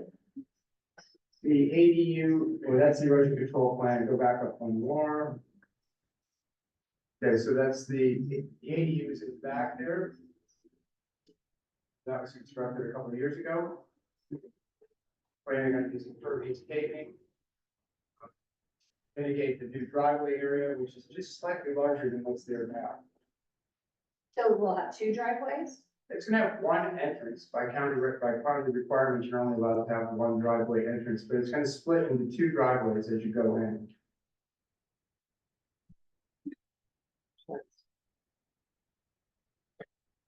That does meet the criteria for public works for the single driveway entrance of, I think it's 20 feet max is what you're allowed. I do call out the county detailing for that. But this allows the ADU to have this parking and then the house to have this parking. It's quite a large, you can see the, property line is well in on the sidewalk there. This is, Avenue Cabrillo has a very large footprint on the street. Was there other questions? I had a couple more. I was curious, why the survey doesn't show the ADU? It was done prior to the construction of the ADU. Okay. And then is the proposed window color matching the existing window color? Yeah, Anderson 100. That was all I had. Okay, if we have no more questions, then we can move to the public comment session. Would you like to open up for public comments, April? Yes. That's it for public. Okay, so we're now opening up public comment for item number 2. No correspondence was received prior to this meeting. So for those attending this meeting in person, speaker forms available in the back of the room. Please provide me with your speaker slip. For those on Zoom, use the raise hand feature to raise your hand to speak on this agenda item. For those joining by phone, press star 9 will indicate your desire to speak. Please provide me with your form. Raise your hand and press star 9 on your device immediately. A late speaker request will not be accepted. I have a brief comment. Yeah, sure. And unlike the previous item, we've actually communicated with all of our surrounding neighbors and gone over the plans with them, and they're all happy with it. We've made sure that it's been placed back so that views aren't being blocked and that people are happy with generally how everything's gonna be positioned. So I don't think you'll be getting any negative comments. Yeah, sounds good. Yeah, it looks like it because we don't have any participants at this Yeah. time. Other than the project team and the owners. Yeah.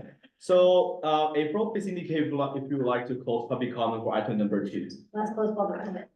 Okay, now we're moving on to community discussion session.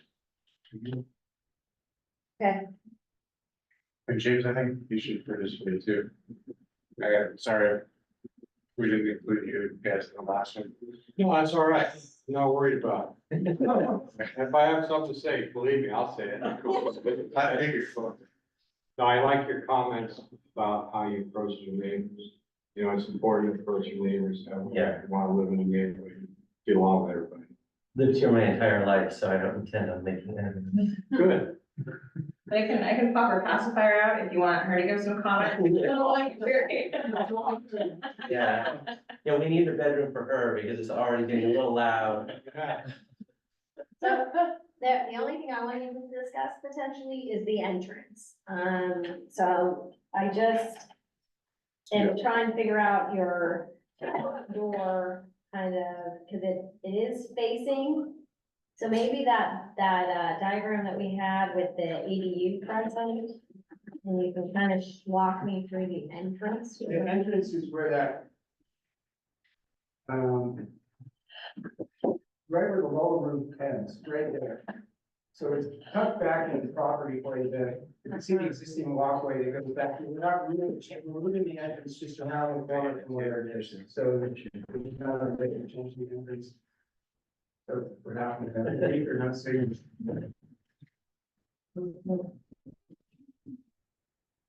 Just one moment. So, yeah, Now it's good. So the entrance is on which elevation? That's not. that's just that door that's shown. I know you have two. Right here. Right there, okay. The door is existing here and it's being,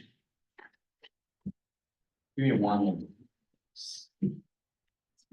the door is existing on this face and it's being moved this face. So it's With being the- moved to face the. Face the street. Okay, and did you select colors for the door? Or like? We have a vintage door we'd like to preserve. Okay, and it's vintage from the house? or- From the house, it's the house, it's the current. It's the Yes, current, correct. okay, Wood and edged glass. Wood and edge glass. okay, okay. Nice dark brown. I think it looks handsome. So I'm gonna annotate here, but I was feeling like this entry door, just needs a little more articulation. Part of the design review guidelines, the entry door would be the sort of front of the presented as the front of the house. And I was thinking you could very easily do that just by extending the roof a little bit, over here. And adding a little post. Very similar to the other projects proposal. Now, the real problem with that, and I would have loved to do that, is that I had to add this garage in order to get that garage to work without ripping further in. I had to use the 30 square feet I had left in lot coverage. I could add a 2'6" overhang, I think, by the code without having. Under 4. Under 4. Oh, okay, so then I could do it then, I could push that roof over then. Great. I think something like that could help a lot. Your coverage, you're increasing your coverage. I think if something like this doesn't work, I think, a smaller articulation could be nice too, just sort of a smaller awning. Or pushing it forward or back or something, I mean, something to kind of make it more. Well, that lower roof could push out, because eaves are allowed to project how far? 2 feet. 2 feet, so the one roof could project over at least 2 feet. That way. I don't think that's gonna get us there. Yeah, it's not. That would. There's a lot of planting out there that we expect to retain too. I mean, if you go by the house now, you can barely see the front door. I mean, it's. I know, I've looked it up, and we agree, I'm just. And you're doing an amazing job, I think, at making it much better than it is. I'm mindful of the design review standards that we highlight the front door, it's, so that. I could run a portion of that roof all the way across that first window and drop that a little bit and, I think something like this could help a lot. Mhm. You're gonna be adding a light and the address numbers, right? yeah. Is that window to the right of the door that's elevated, is that existing, or is that a? No, that's new, that's at a stairwell landing, Oh, that's why it's up. I think that would make a really big difference if you'd be open to that change. Yeah. The only downside is, and it's not a problem, totally open, is that putting a post right there, that's our walkway to the ADU. and grandmother here so graciously cares for our child regularly, and that would just be one more impediment in keeping her. Flying baby. Yeah, no, that's fine. Okay, cool. I don't know if I can put a post in because that then becomes structure, but I can put the eve out. I don't know how the rules work that. No, I don't think it's around it. I think, Covered, right? No, I'm right at that. Right? 34 something, yeah.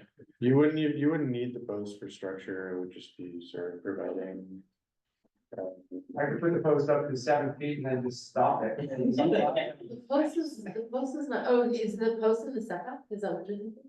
No, the post would be, The post is if the I think roof, it's not fine. gonna affect anything. Yeah, but we'll propose something like this, if that sounds good with you guys. Yeah, is it possible to give them a little flexibility by saying like either like a roof structure with a post or like awning extension to identify the entry? I think it really needs a post, Okay. yeah, personally. Okay. Let's talk about lighting, I think. You guys said that your plan is to do a lighting, a light for exterior door, and that was what I have to recommend from my side. So that sounds great. April, do you have any other comments? I was just gonna say, if they do extend that kind of eve over, then they could actually recess the light Yeah, versus, that yeah. would be great. I can only bring it out to the max 2 feet. It was good 2 foot over. I could bring a shorter roof across further, like if it stepped up there a little bit. Right, we could have it eve out over the door, just like we have it eve above, Yes. but it would be limited. What's the side, is there a side and back difference in this county, or is it always 2 feet for eve? 2 foot variance, but you can go 4 feet before it comes to our floor. Maybe up to 4 feet. Or about laughing? Well, it's, 2 feet. Yeah, I'm sorry. You gotta sacrifice, I mean, if you guys- someplace else, Uh, can you sacrifice? It's very tight. I mean, believe me, that the parking already juts into one of the lower rooms to get my 19 feet. Is there a front door at the setback? No, the front door is beyond the setback. It's set in. It's inside. Mm. Well, Could it be articulated out? I could build a little arbor out there that. But I guess that would count for lot coverage too. Arbor and trellises. Yeah. You gotta make it work. Okay. So the roof doesn't work at all? Is that what you're saying? With The one thing we do is just put the door back where it was and extend that roof out 2 feet, and then you wouldn't see the front door there. I mean, that would be, yeah, I like the front door facing the street. I could pop the door in a little bit maybe there and put a short roof just above it, like. Inset the door. That gets complicated. Really nice light, really pretty number, A mural that just draws the attention. Big arrow saying front door here. Nice try, but they want to. They go on really well. Because that's like a 4 foot offset, so I can run it 2 foot eve higher up across. Yeah, I've drawn that in my elevation. Kind of looks worse than it did before. Part of what I'm struggling with, it's not horrible. It's not horrible. In fact, I'm Yeah. okay with just recommending we approve it as is. Yeah, Tim Pond, he's not horrible. on the current home, it's. Oh, you could do a belly band. Yeah. Yeah, but there's no consistent way to do it. No, I'm inclined to just, because due to the lot coverage. And I'm inclined to just let it go. me too.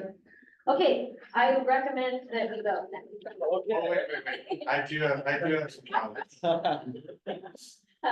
I guess I was struggling a little bit with the varying types of windows on the project.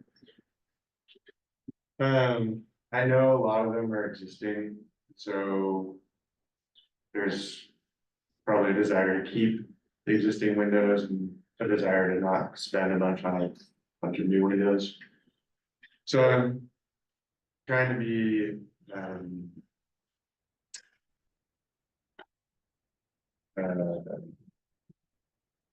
conscious of that, but I do feel like the one that bothers me the most, I think, is on the west elevation. West elevation. So can I ask a question? Because you mentioned that the windows are Anderson 100 series in white. Is the intention that all of the replacement windows are also Anderson 100 series in white? These are, yeah, well, the existing ones are there, so, The existing windows are Anderson 100 series, correct? yeah. Okay, so which is a vinyl window. Can I say something? Here, they're not Anderson, they're Mill Guard. Essence, which I think is discontinued now, but they're wood on the inside. And they're clad on the outside. And they're brown, or that bronze color. But they're, I think it was the wood, because we have so much wood on the inside of the house. That was the original intention of the replacement.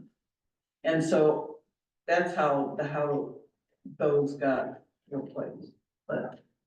So what would you think is the way to go with it?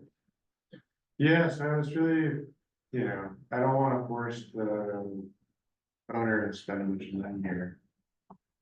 But I do think reducing some of these divided lights might help. They make no problem with that. Reducing which one? I think the clear story ones are a little bit awkward. Should go, Yeah, you won't see those in there. Which one? Oh, she has the consistency of like divided and not. yeah, Oh. I think getting rid of these divided lights would help a lot. No problem. To just kind of meet the scale of some of the other windows. Yeah, they get kind of small. I think I'm okay with the rest. I mean, there's existing windows that on the existing structure that look like, they have the 3 above and the 1 below. And it looks like you're just going back to the stairs, which I think is a nice exterior. So I think if we could just reduce the divided lights up there, and then one other comment I have is up there as well. Looks like there's a plan to put the HVAC unit on the roof. Yeah. And I think I'd like to see that too, if that's possible. Just split, is that a mini split? It would be a heat pump. We're not gonna do mini split. We'll do a heat. We plan on doing. Box. Can we put screening around it? I mean, they work really well up there. And this is would you consider screening it? I mean, heat pumps often will go on the ground. Are you worried about? Length of the runs, and then it can go somewhere else. I like to keep it away from bedroom windows, both for neighbors and everything else, Yeah. because they do make a little bit of noise. Yes. Up there as far away from bedroom windows as we can get. Yeah, I'd like to comment. Part of the reason we have it up there is because we were talking with our neighbors who sit on facing the side that you're looking at here, like towards us. They have their bedroom there, which is where a heat pump classically would be placed, to be away from all of our bedrooms, down on the ground. We place it there, it's going to be by the backyard area, seating area where our neighbors spend time, as well as by bedroom windows. And so we discussed with them about placing it up high where we would be able to screen it so that the noise would be quieter. We picked a model that would be silent and as far away from everybody's living areas as possible while still being on our property, because otherwise everywhere else around our property is either visible from the street or directly in front of somebody's bedroom. So it's a difficult situation and just something to keep in mind. And I can certainly screen it, I've done like chimneys with like a chimney looking thing, not just metal screening, of course, but some kind of wood screening with slats that point down, so it looks kind of like a chimney feature or something up there, so you wouldn't really know it's there. And that's kind of a flat section of roof that goes back a little bit up there too, so it's set back away from the street. Yeah. I mean, could you put it between the ADU and the house? The bedroom for the ADU is right there. And there's another bedroom downstairs in the house in the back there too. That'd be directly between two bedrooms.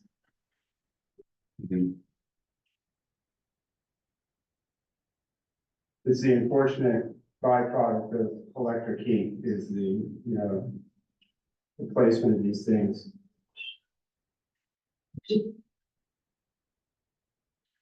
I mean, April, do you have? what do you want? I like the condition that this thing, he screens the heat pump And leaves on the roof. and leaves it on the roof.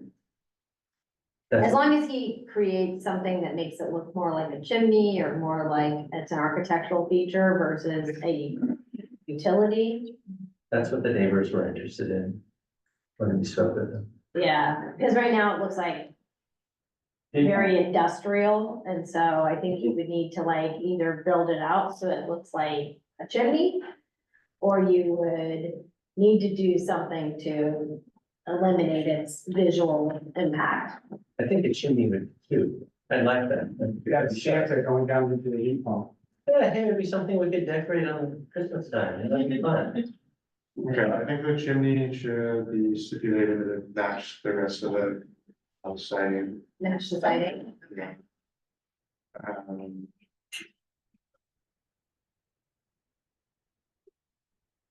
And be limited to the location that it is currently.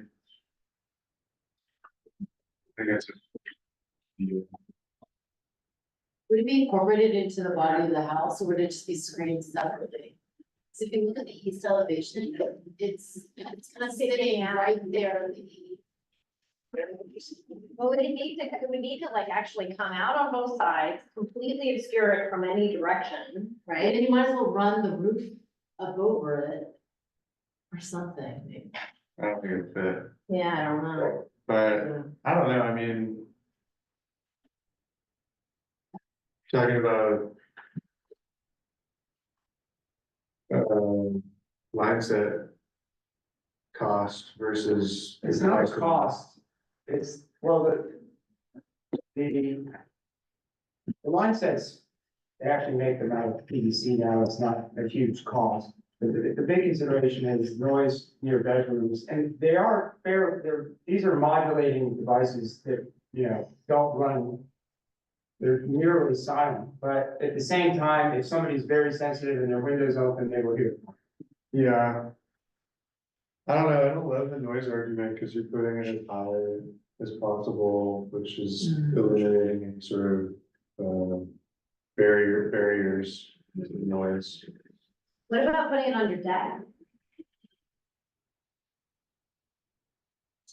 I guess if you go on the deck. That's, I thought you don't want a HVAC visible from the street. Well, we would still recommend behind you the obscure railing. it. You could put it behind the railing, it would be more obscure. I mean, it's just railing. It's way better than. All right. Yeah, it's definitely better than the current position. Cause it's gonna have a base. And that's gonna be directly next to our neighbor's bedroom. They're on the second story. One of their bedrooms is on the second story, directly above our kitchen, which is where that balcony will be. If we get. go to the east elevation. I mean, I think on the roof it could be louder. being honest with you. I think it broadcasts the sound more, it's higher. But But it's such a low sound that 20 feet away you won't hear it. You can't put it there against that blank section of wall. Which, there's a, That's the ADU, That's the idea. bedroom is right there. And that's where, on the below there is, also where our solar batteries are. You can do a noise blanket. We get them in all the time with noise blankets now. It reduces the dBA by like up to 15. My office is that window. And I work with clients all the time. so I'm thinking of the framing, and I could recess it back into that upper roof. Right? Mm-hmm. I could move it back into that area. You know, we'd have to get rid of the solar panel up there, but I could overframe. In other words, I could notch that roof out and move it back into an enclosure that's, if you look at the clear story line there, I can move it back into there, so you would essentially see just a grate across the front, and it would be in like a pocket up there. Because that is.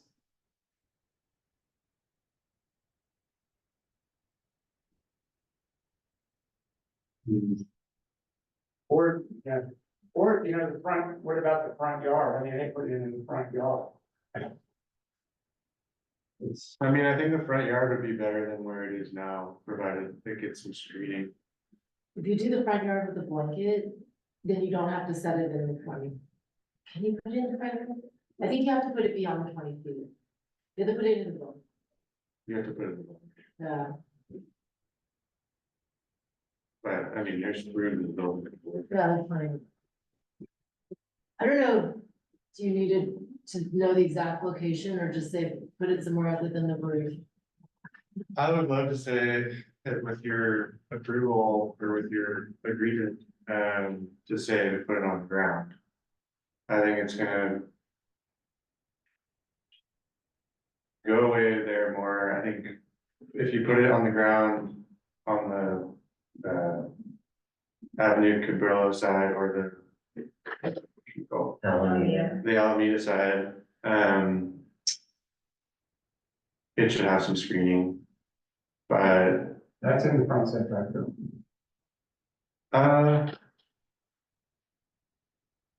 the house isn't like on the setback. It is. That front portion is actually within the setback. We're not touching it, but it's not conforming to existing back there. What sheet is the setback? A1.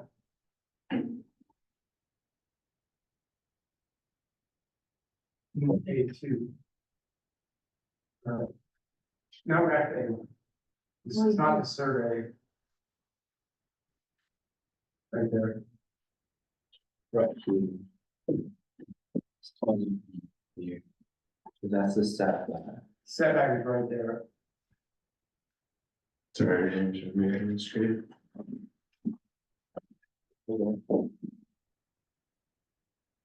It's right here. Mhm.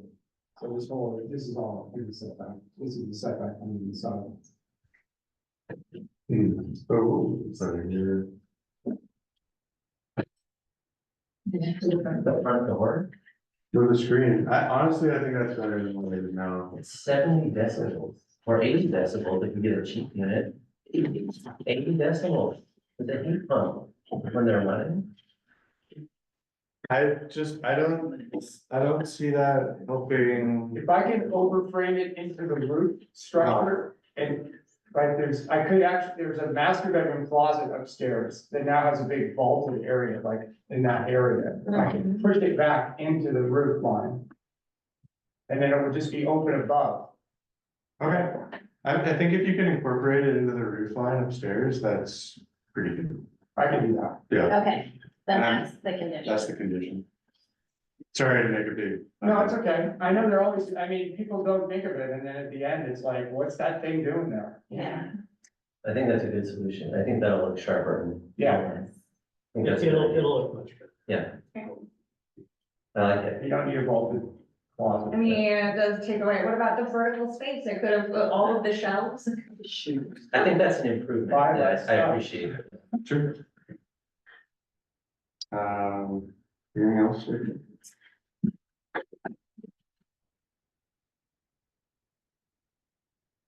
I don't think so. So let me summarize.